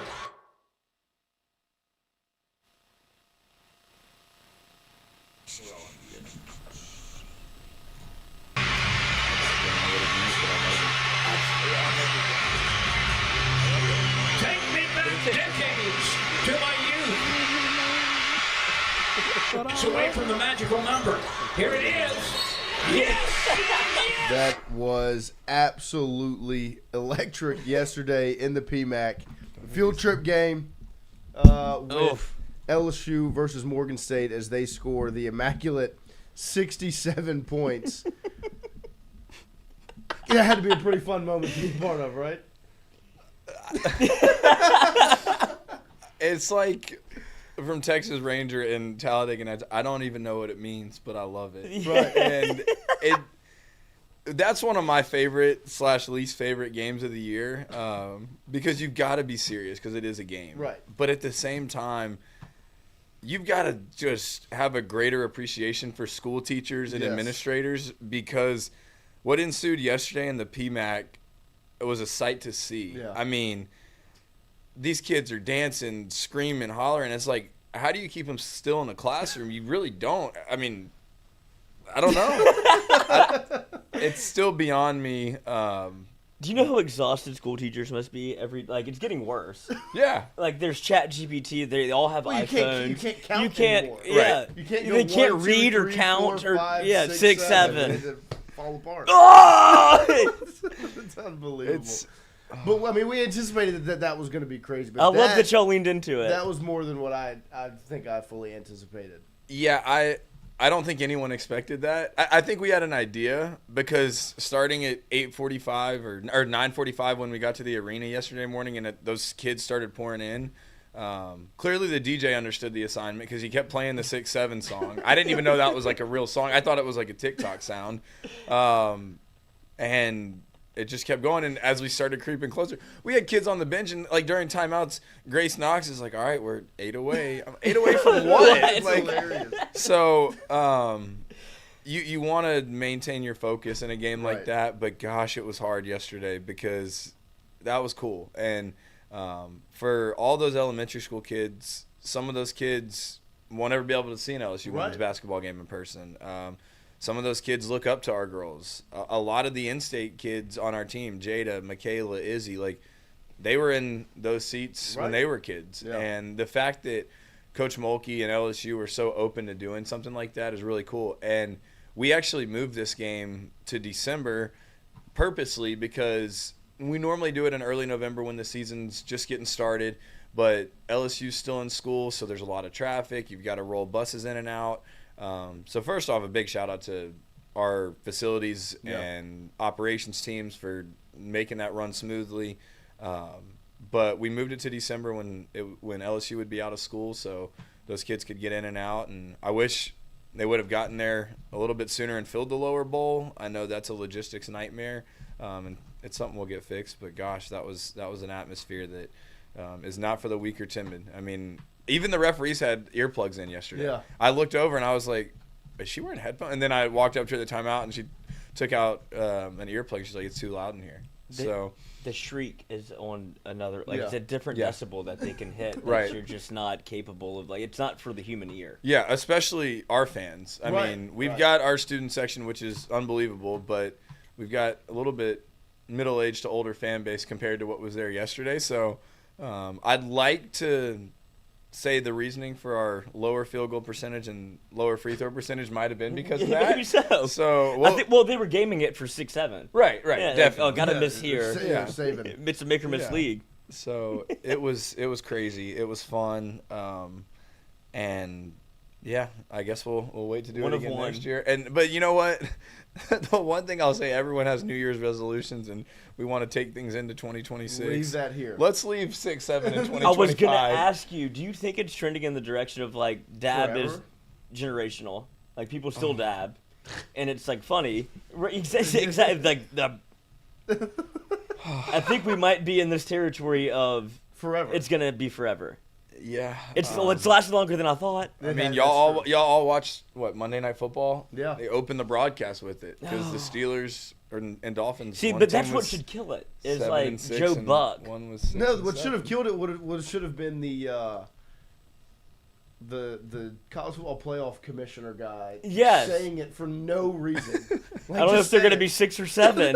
He just said it, and it was. It's I like an think- industry plant. I will say this. I think what happened yesterday. It's gonna happen to you more than anybody. Right. But what happened yesterday won't be topped. I don't think anyone can beat I don't that. think so. And it doesn't need to try because it was such a great day for it. And I mean, Mike the Tiger, the mascot, was dressed up and he had a 6-7 jersey on, and on the back, all it said was Mike is aura. So, Well, look, this is what happens on Google if you type it in and you just Google search it, then the screen does. Oh no way! So something's happening. This is very odd. But to basketball, since the last time we've spoken, 2 wins. Got to play in the Smoothie King Center in New Orleans against Louisiana Tech. How was that experience for the players, the staff, and then obviously getting to pull out that victory against the Texers? well, I think to start, it was very emotional for Coach Mulkey. Yeah. Going into the game, leading up to it, we knew that game meant a lot to her. It's the first time she's played against Louisiana Tech since she left Ruston 25 years ago, I think.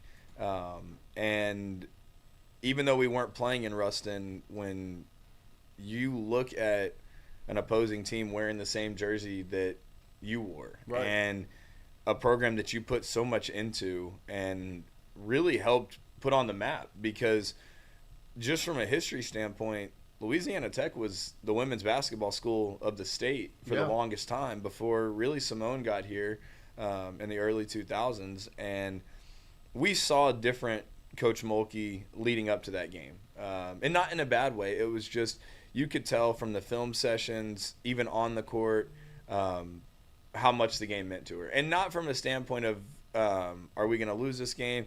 It was just the amount of emotions that she was feeling. Because she spent 19, 20 years there as a player, as an assistant coach. And so clearly it meant a lot to her. And she did make it clear that she didn't want the game to be about her. And she wanted us to play hard and play well. And there's something about playing in a different arena.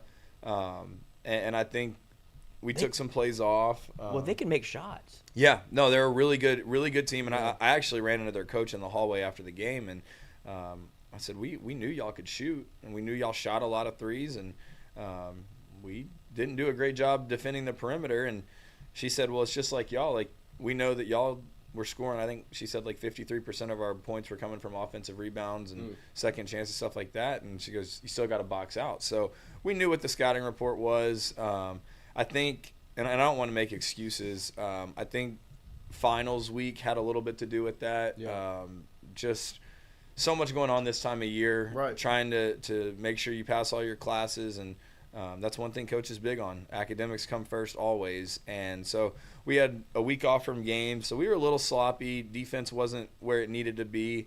And then we took care of business, got back home, and got to play yesterday. And I think the defense was a little bit better yesterday. Yeah. We're really trying to focus on defense right now. And I know the fans are not being spoiled right now, 2 games in a row without 100 points. But we are really going to have to lock in. What do we have? The game Sunday, and then one when we get back from Christmas, and then we hit the ground rolling conference play. I mean, you talk about a gauntlet of a first 5 games. I think 4 of our first 5 are against top 15 net teams. Yeah, you start with Kentucky, who's number 12. Then you have Vanderbilt, Georgia, Texas, Oklahoma. I mean, and those are also top 15 like AP ranking teams. 12, 13, number 2, and number 8. Yeah, and they're not going to be easy. Right. Luckily, we get Kentucky at home to start, which will be good. But we know how well coached they are. We're very familiar with Coach Brooks and how they've played against us. We've played him last year when he was at Kentucky, and then a couple years at Virginia Tech. We've got history with them. Played against them obviously in the Final Four. Yeah. Played against them in the ACC/SEC Challenge a couple years ago. So they're not going to be scared coming into the PMAC. And we've got to be ready. We get a couple days off for Christmas. We'll get after our game on the 21st, and then come back, I think, the 26th, and then practice the 27th, play the 28th, and then we're starting to prep for conference play. And that starts in practice this week. Yeah. We're off today, but as Coach likes to say, it wasn't raining when Noah built his ark, and we're starting to put stuff in for conference play because we know that we know what lies ahead, and we're ready for it. We're prepared. I know our schedule hasn't been as strong, but we've spent November and December really trying to work on what we're gonna have to face in a couple weeks. Yeah, and to your point that you made, this time of the year, right, where you go through finals week last week, and then now you're getting into the holidays, into SEC play. It's a really tough stretch of the year. And so what are some of y'all's main focuses through this stretch to make sure, even with all of the holidays and the finals and the changes and those things, to be prepared for when January gets here and it's time to go into conference play? I think the biggest thing is just being present, be where your feet are. Yeah. And for the 2 to 3 hours a day that we're in the facility and we're at practice, we're in the film room, you've got to be all in. You've got to be focused. That doesn't mean you can't enjoy this time of year. It's the best time of the year for whatever holiday you celebrate. It's time to be with family and friends, but we've got bigger goals and aspirations, and we know that January 1st, that's when our second season starts. This was really our third. We break it down: preseason, non-conference, regular season, and postseason. So we're headed into season 3, and you've got to stay focused because you see it in basketball, you see it in football sometimes. This time of year when another opponent pops up that may not be as talented, they can upset you. Yep. And fortunately, we haven't fallen into that boat really, but you'll get everybody's best shot. Yeah, exactly. Like that Tech game is the perfect example. Yeah, and it's when you break it down, there's little things, and you come so close. It's something as small as this. We get up 8-0, and they come down. They run the shot clock down, and their coach was walking to the ref to call a timeout, and they hit an open 3. We go down, don't score, hit another 3. We go down, don't score, hit another 3. Just like that, it's 9-8. 9-8. We're losing. Right. And if we would have gotten a stop on that first 3 and gone down and scored, it's 10-0 or 11-0, and the other team's calling a timeout, and our foot's on the back of their neck. Instead, first 3 minutes, we make them feel like they can be in the game with us. Mm-hmm. And starting games is going to be very important for us in conference play, especially against Kentucky, especially against the Texases, Oklahoma's, especially when you're at home. You've got to get the crowd into it. You got to get the crowd behind you, because we're not going to be able to do what we did at Duke and get down 17-3. Right. That's just not going to be able to happen, and us expect to win and outscore them 90-60 after that. So I'm glad what happened at Duke happened, but we can't be the type of team that's all right, we're going to get punched in the mouth and then we have to respond. we need to You be had the spot on aggressors. 15. Yeah. I mean, we've seen how that's worked out in past years. We did a couple years at South Carolina. We get down 18-2, and it's hard to come back from that. Last year at Kentucky, we got down. I don't think we had our first lead until like the beginning of the fourth quarter. Yeah. So, you've got to be prepared for everyone's best shot. You know you're going to get it. Yeah. And you got to punch first. And I think that's the message. We've got to start games better than we have. We had a stretch early where we were really getting out and punching people in the mouth. And it doesn't matter who's in the starting lineup. We know we're going to play 9-10 people. Yeah. But that rotation may have to get smaller if kids aren't producing. And yesterday, we knew what it was going to be. I think Amaya was the only one that played 21 plus minutes. I think everyone was under 21 minutes. And that was for a reason. Coach wants to get everyone in these last couple games, but there's nothing guaranteed. You've got to go in and produce. And she was experimenting with a lot of different lineup combinations yesterday. I know for the fan, the average eye, they probably like, oh, coach just wants everyone to play. Well, we're looking for certain things. Yeah. Who plays well together? Especially our 4 posts, we're rotating them. Does Grace play better with Zakiah, or does Grace play better with Kate? Like, how can we mix those post lineups? And then on the perimeter, God, it's hard because you've got kids that can play. You've got Bella coming off the bench. You've got Malaysia, who she's been great off the bench. But it's like, maybe do we go small? Do we start Jada and Lay together and play Flage and Michaela, maybe Michaela at the 4? But do you need to do that if you've got size? So there's so many different lineup combinations that we're tinkering with right now. And it's going to be interesting to see what happens in conference play. I don't want to take light of the next 2 games, but you'll probably see a lot of that these next 2 games against UT Arlington and Alabama State, messing with some lineups. But we've only got – I don't want to call them dress rehearsals because they're still games, but if we show up and take care of business, we should be undefeated rolling into conference play, which was our goal. We wanted our goal in November to go undefeated. We met as a team December 1st before we went off to Duke. We said we want to be undefeated in the month of December. So hopefully we take care of our next 2, and then none of that matters after this. Yeah. And new season. But like, to your point, because obviously you're a huge LSU baseball fan as well, it's you kind of have the same problem that Jay Johnson had. Whenever you recruit the way that you do and hit the portal the way that you do, it becomes down to, now it's up to the coaching staff to be able to make the right decisions. And that's what you put the pressure on your, like, not only you, but for Kim Mulkey or for Jay Johnson to be like, I have the pieces, it's up to me to be able to make the decision. Yeah, there's no doubt. And usually you've got that process of elimination, it works itself out. Right. Either kids aren't producing, or you have the I guess the advantage of having that, like, games. Yeah. Like football, everybody looks at it and it goes, well, you have 15 to win 15. Right. Exactly. And then in basketball and baseball, it's like you have a little bit of time to feel it out. Mm-hmm. Yeah, and there's also going to be situations, unlike football, where at Duke, Zakiah, and she probably knows it, she wasn't ready for that game. And not from a standpoint she was not talented enough. It was her first true road game, never been here. And first 3 minutes, she kind of looked like a deer in the headlights, which is perfectly fine for a freshman. Fortunately, we had depth, and we were able to sub some people in. And you get opportunities like that. Football, you can't. If you got a freshman that's not ready to play, and say you're a DB or something, you're on someone's island, and there's no help. So it has been difficult for us to try and figure out these different lineup combinations because we have so much depth. But come conference play, you know how Coach Mulkey's leash is. It gets shorter and shorter because she's as competitive as anyone, and she's not going to let us get beat because she leaves someone in too long. And we have that luxury this year. And in the past couple of years, we've only played 7 or 8 when we get to conference play. And I think now we've got the pieces to play 9, 10, even 11, but there's no guarantees. Yeah.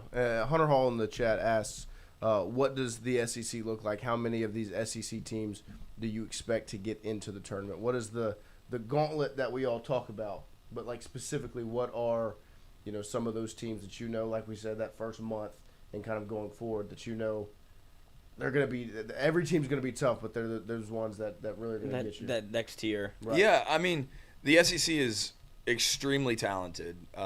There's no doubt about it. Texas, South Carolina, Oklahoma, Tennessee, Ole Miss, Vanderbilt, Florida, LSU, all of them. And then you've got a couple. Kentucky. Yeah, Kentucky. You've got a couple teams with some new coaches that are trying to figure Right. things out. But you never want to take light of those teams. There's teams that you expect to beat, and then there's teams that you think you're going to be in a dogfight with. But like Lloyd said, we're going to get everyone's best shot. I haven't really studied it as much. I've watched a little bit. I've watched a lot of Texas. I've watched a lot of Oklahoma. I've seen Tennessee play, Vandy, Florida, and then when there's other games on. But it's a deep league, and we're going to get everyone's best shot. We're going to have to go on the road into hostile environments.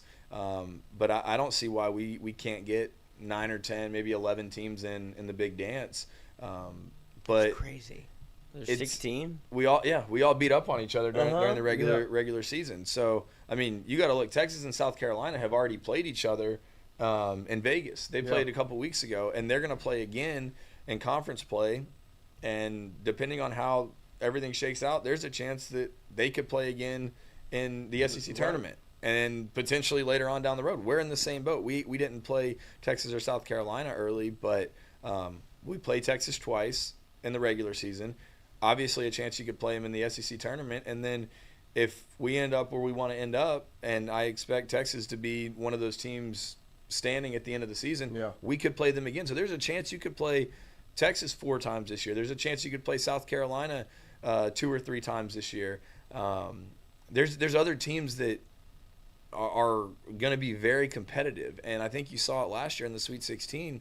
Most of the SEC teams that got in the tournament, they advanced, and there's great coaches in the SEC. There's great talent in the SEC. So I don't want to put a number on it, but I think you're going to see once again a very deep league, very competitive league, and you're going to look up come the end of February, early March, and 16 is it 16 or 18 game conference season? I think it's I want to say I think it's 18. So it's either 16 or 8. It may be 16. I don't know. But the 16. So the team that wins it, you could have a 15-1 or 14-2 that wins the conference, which means you can't take nights off. Yeah. Especially with what we have, home against Texas, at Texas, home against South Carolina, on the road at Oklahoma. There's some tough places to play this year. Yeah. So no, and when you have a crowd like what you saw yesterday in the PMAC, it'll be exciting to have home games. But this Sunday, y'all are back on the court as y'all face off against UT Arlington. Going under the radar. Still?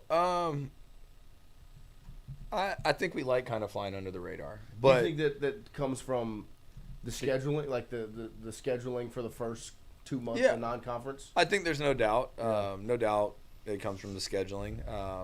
People have caught on. They know our schedule isn't very strong so far.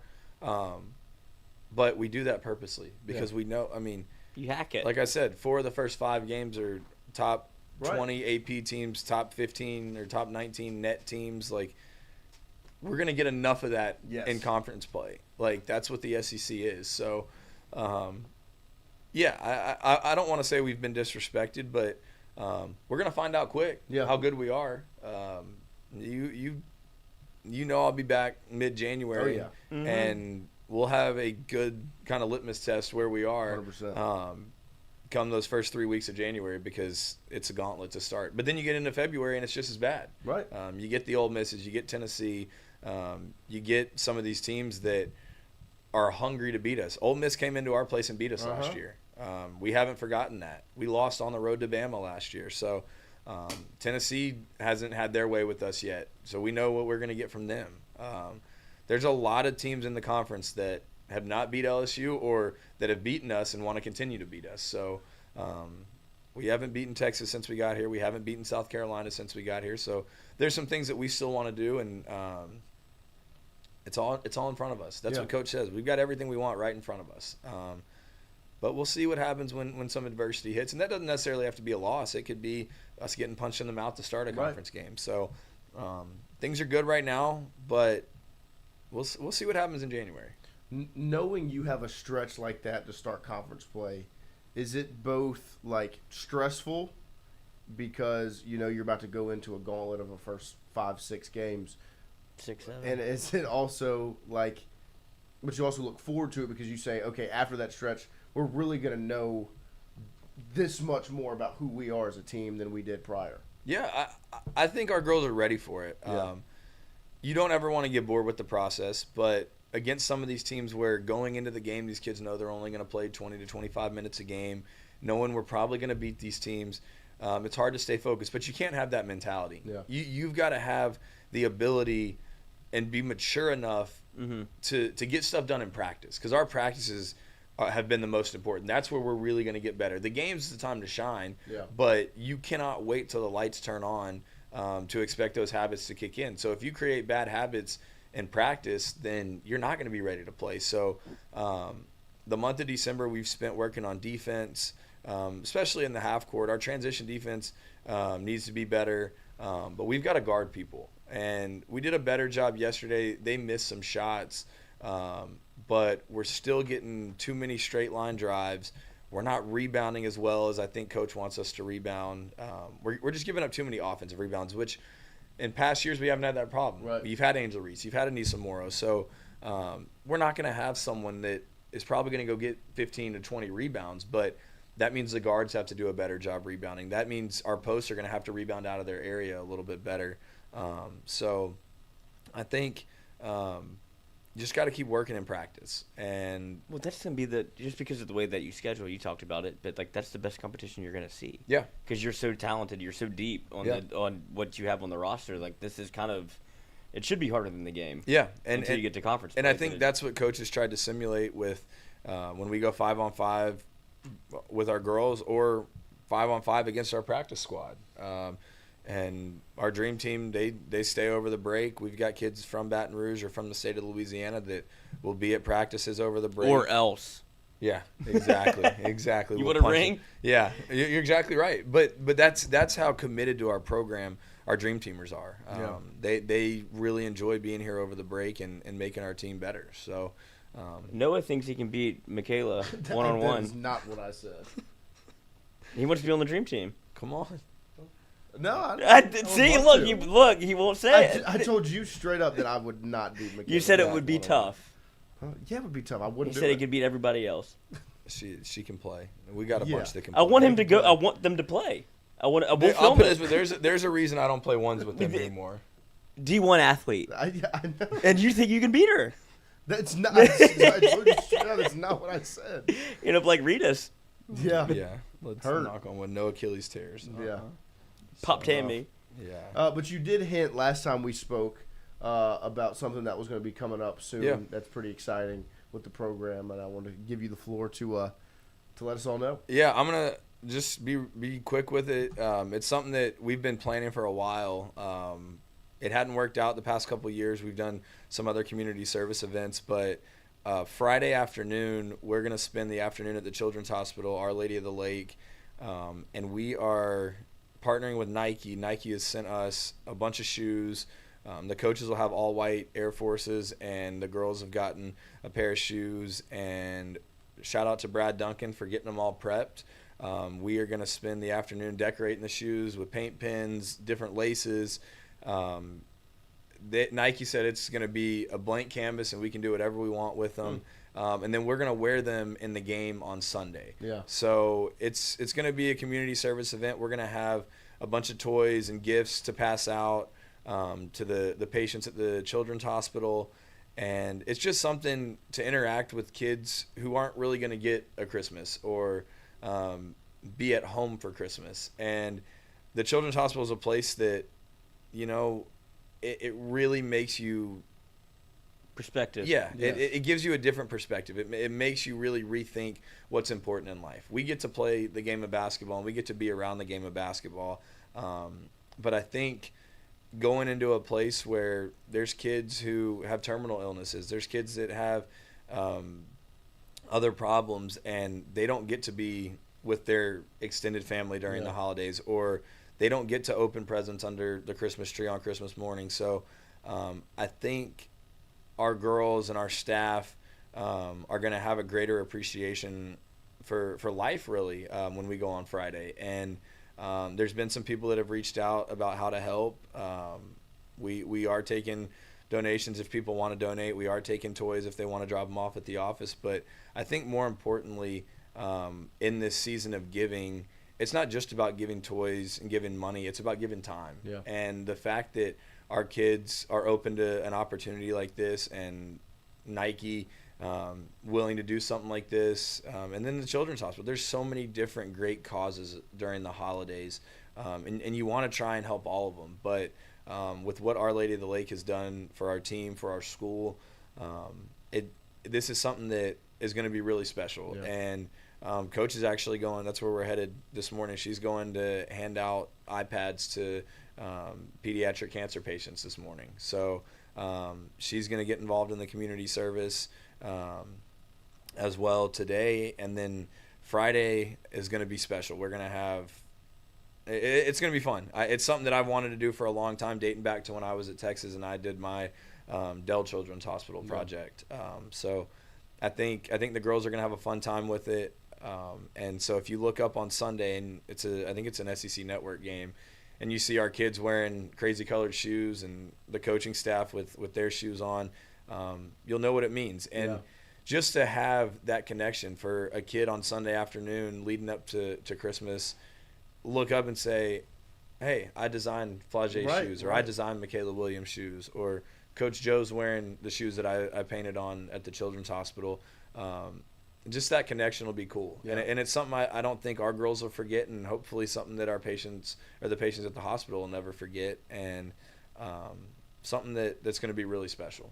Yeah, no, I mean it's bigger than basketball. That's awesome. I mean that's exciting to hear, and it's going to be cool to look on the court this weekend and see the shoes for sure. Yeah, it's going to be exciting, and once again, just grateful for the opportunity to be able to do something like this, because our girls have done a lot in this community, giving back, and this is one of the things that we decided on this year.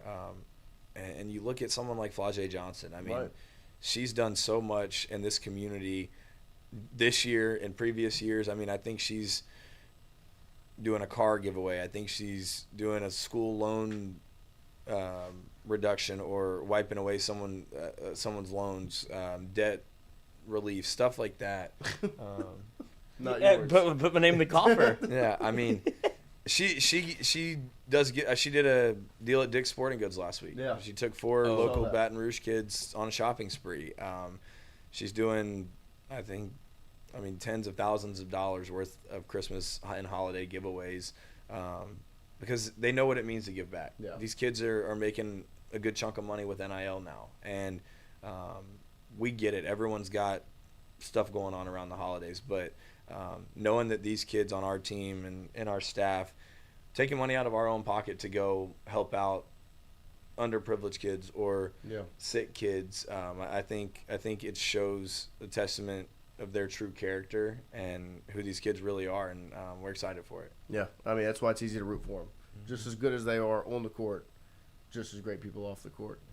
We appreciate. Go ahead. Yeah, I was going to say, just like you can see the character. Yes. That's happened, because when you come to LSU and LSU women's basketball and the brand that you've built, like, it's almost a responsibility to be able to live up to this. But they wear it as if like a badge of honor. It's like, no, I want to do. Like, Flage has gone out of her way to do things that you wouldn't expect, where it could be very easy, like, if she doesn't have time, whatever, like, she's a celebrity. Yeah. And instead it's like, no, I would rather use my celebrity brand, LSU, Nike, to do this. Yeah. And I think that's a testament to what y'all have built at LSU women's basketball. Well, and I think it starts with Coach Mulkey. Starting with something as little as, hey, the villain, doesn't matter. Yeah, exactly. It doesn't matter if you score 30 points in a game or play 3 minutes. You're going to go out and you're going to sign autographs. You're going to take pictures with kids, because changes lives. Yeah, it does. And I heard it the night that she got inducted to the Hall of Fame with Kobe. Vanessa Bryant got up and started talking, and she said the thing that was so special about Kobe is no matter what team they were playing, what night it was, he didn't take a night off, because he didn't know how much someone spent or what sacrifices someone made. They want to see me play to get into the arena. And Coach is the same way. You don't know what someone's gone through to get their kid to a game or to come to a game, or how far they've traveled or how much they've spent. And so it doesn't matter. That person's never going to remember how many points you scored or how many rebounds you had the night they came to that game. They're going to remember you coming to take a picture with them or signing an autograph. So I think the selflessness from Coach Mulkey is a trickle-down effect. And even as coaches, we hear our names called and we get yelled at during games. Hey, can we take a picture? You can spend 5 to 10 extra minutes after a game, no matter how good or bad things went, to go say hi to someone, shake someone's hand, take a picture with them, because it's memories that'll last forever for them. And I think that leadership starts with Coach, and our girls have done a great job following suit, and especially the returners like Flagey and Michaela and Jada leading the way with that, and Izzy. Like, those kids will tell the freshmen, hey, get your butt out of the locker room after the game. Doesn't matter how many minutes you played. Go take pictures with these kids, sign autographs, do a TikTok dance, whatever it is. And they've been very receptive with that. Yeah. Well, we appreciate your time. You making the way into the studio this morning. And we'll talk to you again soon. All right, guys. Merry Christmas. Happy holidays. Merry Christmas, Happy Hanukkah. Happy Chanukah. Yeah. All of them. Kwanzaa. All of it. Everything. All of it. Every holiday. Every holiday. I'm headed to Mulkey's house and then the Children's Hospital. There you go. Yeah. All right. Well, we'll talk to you again soon. We'll be right back with more Tingle Co after this. You, brother. Yep. I said 75 yesterday.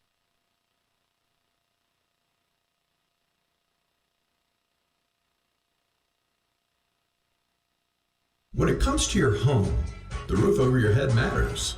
At CAS Roofing, we don't just install shingles, we build peace of mind. With years of experience and a commitment to craftsmanship, our team shows up on time, gets the job done right, and treats every project like it's our own home. Whether it's repair, a replacement, or storm damage that caught you off guard, CAS Roofing is ready. We're local, we're dependable, and we stand behind every nail, every shingle, and every promise we make.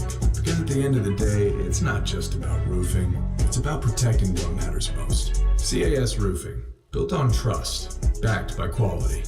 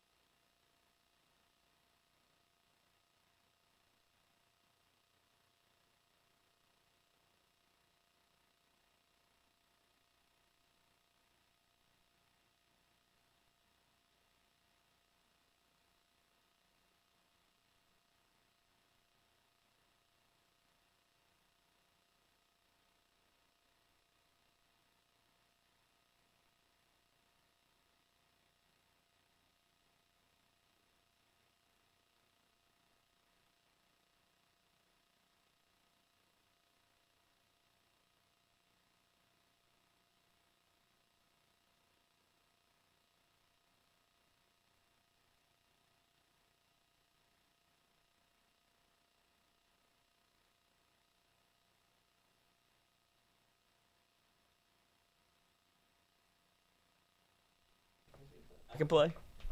Appreciate you guys sticking around with us here on this Wednesday morning. We appreciate Coach Schwartz making his way over.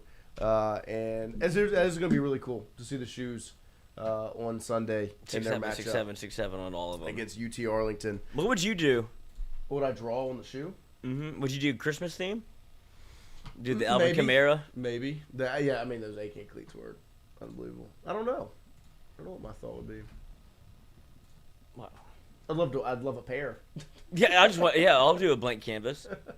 But no, it's gonna be cool to watch. And I just think about like being a kid and being like, oh, the shoes Flagey Johnson is wearing right now, I designed. Is gonna be. Do you think they change every quarter? What do you mean? Change shoes? Yeah, like you get 4 pairs from 4 different kids. That would be cool. I don't know. Because everybody's gonna want. So I don't think that they're gonna change. I've always been a huge advocate of. It's not about you. But as a play, as a basketball player, not changing. Shoes. Right, but you have to. I mean, for the kids, it's like basketball. Like I really want you to use this one. Pick me a winner, Bobby.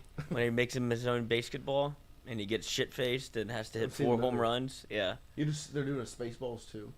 Spaceballs? Yeah, have you never seen Spaceballs? I have, but I've never seen Spaceballs. Yeah, it's okay. I don't even know what it is. It's fine. It's funny. That's what I think of Honey, I Shrunk the Kids when I see him. I don't Well, think yeah, of, I think the same thing. and Little Giants. Okay, Coach. He's more popular in both of those. Those Than are both more popular than Spaceballs, especially Honey, I Shrunk the Kids. Yeah. That's probably the most popular thing he's in. I remember at Disney World they would do like a Honey, I Shrunk the Kids like event thing, and like you were in You I got don't know shrunk? What it was? Yeah, you got shrunk. Shrink. Let's connect athletically here on this Wednesday morning. I don't know if Christian. I'm guessing Christian's just gone for Christmas, which I didn't think was the thing. I was like, you have your It's not like you're in a dorm. Like you have an apartment, so you don't have to leave. No, right. Yeah, they're not kicking you out. Right. You're still paying rent. But he's just back in Mandeville. He's a piece of shit. They are having a Cowley family Christmas party. We should go. I want to see that. I do want to see how that family operates. Yeah, it'd be interesting. We should just post it in the chat. Discord. Everybody go. Drop the address. That would be actually. Why not? No, we're not gonna drop. Are y'all a big Christmas family? My family? Mm-hmm. I figure. Yeah. I have to go all the way. I guess I go to Ellick. What we have here, we have. Let's look. Pre, post, Cum. mid, Pre-cum, post-cum. Off? Yeah. Like seasons? Yeah. Yeah. Preseason, postseason, midseason, off. Mask off. PSG, Lens, Yep. Marseille, and Nice are. Look at that. Nice. ChatGPT There you French go. education. There you go. La Liga. Hat, You have cap, hat, cap, visor, mask, mask. Yeah. headgear. Stance, average gloves, practice. What is that? Batting. No, batting. Oh, Boom, quick. straight to it. How about that? Ah. Oh gosh, it's the guy from Community. What's Glenn his name? Howerton? What? No. It's the guy from Community. Oh, Joel. Joel. Not Klatt. No. Not Olstein. No, neither of those. Popular Joels. He's Joel. Is he that gray? Mm-hmm. And his beard. I just know that hair. I mean, come on. Yeah. You know that hair. He does the soup. He hosts the soup on E. Yeah. What's his name? Joel. Joel. Type in Joel. Just type in Joel. You have to do keyboard enabled.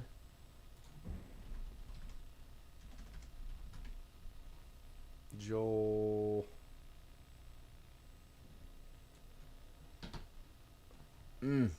McHale. Joel Kevin McHale. Kevin McHale. Celtics. And then That's how you spell it? Yep. And then Glenn Close. No, I don't know. Why would you say that? That's what the chat's saying. Oh. Did I not just say that? Did you say Glenn Close? I wouldn't put that in. The chat is saying Glenn Close. Okay, well, I guess I Ryan saw Burgess it. and Johnny L. Goodson. Okay, are I guess I saying- saw it right. That's incredible. Yeah. You didn't say that. I think I did. Run the tape back. I don't think you said that. I didn't hear it. I said a lot of names. That could have been one of them. You're just trying to take credit. Which current? My time to shine. Which current day NFL division from the NFC did Tom Brady not face in a Super Bowl? Okay, he faced the NFC South.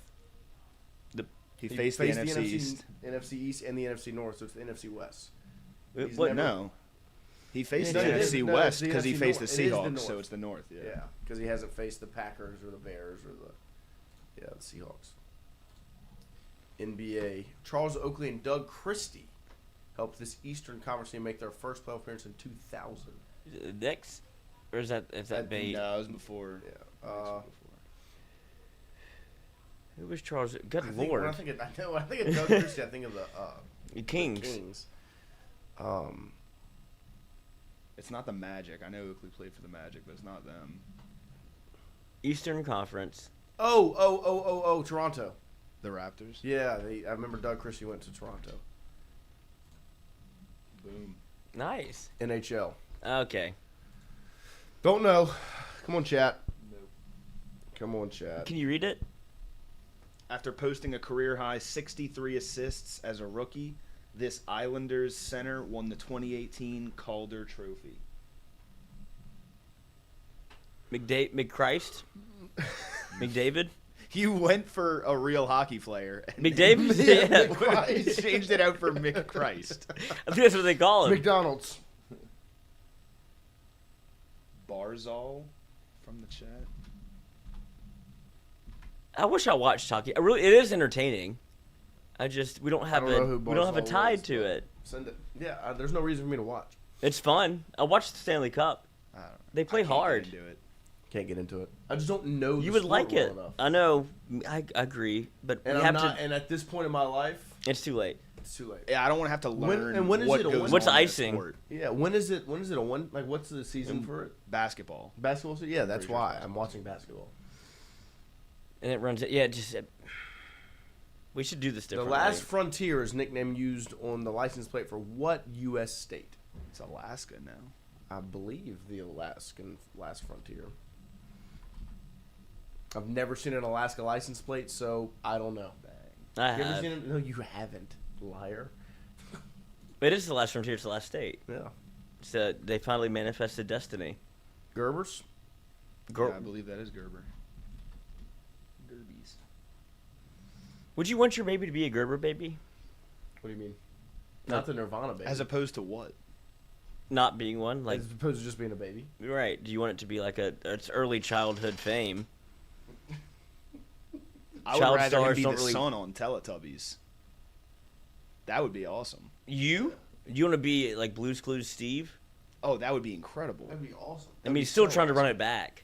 Because you're not very recognizable when you're that young. Yeah, but it's all you are. That's fine. Okay. What am I now? The producer of the Tingle & Co. I'll take You're Teletubbies. the son in Teletubbies. I'll take Teletubbies. Oh, that sucks. That hurts. This is more fun, I bet. This is probably more fun. Well, that guy's probably like blowing coke and... But I could do both. Rock of Love. Sure. Uh-huh. Rock of Love. That's what they called me in high school. No. I think it's just ROC. Yep, that one. No, it's that one. With Bret Michaels. The bandana. Have you ever seen him without it? Mm-mm. Brutal. Cameron Diaz, Kate Upton, and Leslie Mann played 3 women all romantically involved with the same man in this 2014 rom-com. It's like the other woman or the other girl or something. Is it Adam Sandler? No, I don't think it's Adam. I just saw a clip of this on Instagram. I've never seen this movie. I saw a clip on Instagram the other day. That's quite the roster. All 3 different personalities. Is it Tom Cruise? No, it's who is Oh, so it's not we're not looking for the name of the man. No, you're looking for the name of the movie. Yeah, that's the movie. Yeah. Okay. Who was it? I want to say it's John Hamm. Oh, that makes sense. I think it is. I think it is John Hamm. Who was talking about his penis the other day? No, it's Mark King. Oh. That's the name of the guy in the show. Nicolaj Coster-Waldau. I've seen his face before. Is he good looking? But yeah, he's a good looking guy. Because that's quite the... He's in... The duality of man. If you Game can of pull Thrones? off Cameron Diaz, Kate Leslie Upton. Mann. Leslie Mann is... I'm a big fan of Leslie Mann. Yeah, absolutely. That's Hilarious. the one... Underrated. Yeah. And I mean, she's funny. Yeah. Doorman. Doorman. I want to see Spider-Man. I want to see Spider-Man. Drafting Sammy Sosa. You saw Spider-Man alone? Yeah, sometimes I want to get it. That's totally, like, fair. What? Who? What? He was wrong. What, to go to the movies by himself? Yeah. No. She's there taking care of the kids. Exactly. doing all the Yeah, work, you and just- he's if you didn't- I'm going to ditch off to the movies. That's awesome. If it was a different movie, that Spider-Man movie was so good. It was a really good Spider-Man. And he How doesn't can want to. you- He doesn't want it ruined. He wants to go enjoy it for what it. No, He's a fan. I understand going to see the movie by yourself. You have to tell the truth The to do manner it. in which he did it was wrong. Not if he doesn't get caught. It's a fair lie. That's a white lie. No, it's not. Not a white lie. And then if you watch You gotta think this, about it. She's not getting a break from well, anything. yeah, that's how he gets a break. Somebody's got to do it. Somebody's got to get a break. Yeah, he doesn't want to be with her either. He wants time alone. No, I get that. So there's no way you can tell her, like, I want to go to the movies by myself. She'll get mad at that, too, so you might as well take the lesser of two evils and hope you get away with it. Oh, this is Boom Boom Pow. I'm so 3008. You're so 2000 and late. Talking about that. These haters keep on jacking my swagger. And we up now. Should the Black Eyed Peas have been as popular as they were? Good songs. Let's get it started in here. I got a feeling. That's Tonight's gonna be a good night. I think that's a good song. That's a good song. That is. Catchy, It's very that's nostalgic. catchy. Yeah. And Boom Boom Pow's catchy. Let's get it started in here. Is a good one. It started in here. What else do they have? I guess those are it. Those are I the mean, three. Probably made a ton of money. Oh, I mean, didn't Fergie. They do, what did they do the Super Bowl halftime? Yeah. They did. Yeah, I thought and they she did sang the halftime. anthem. Remember when? She did sing the anthem for the All-Star game. And it went okay. It was, no, it didn't. For everyone else. It was so bad. That Steph Curry was crying. Draymond Green was laughing at her. Yeah, he was crying laughing, not Yeah. crying in like the No Sean Marino way. I remember they remixed it. Somebody remixed her singing. Where is the love is Black Eyed Peas? That's a good song. How's it go? Where is the love? Oh, yeah. Where is the Oh, that's emotional too. They're Oh, really... and Chef, Black Eyed Peas are huge internationally. Like, worldwide. I know what international I means. was just making sure you look confused.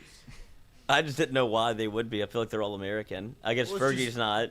Well, and their music, it's not like it's not. Yeah, it's club music. It's not in depth music. It's probably been remixed so Boom, many boom, pow. It's probably been remixed so many times that like Probably. when you go to the club, like have you ever been abroad?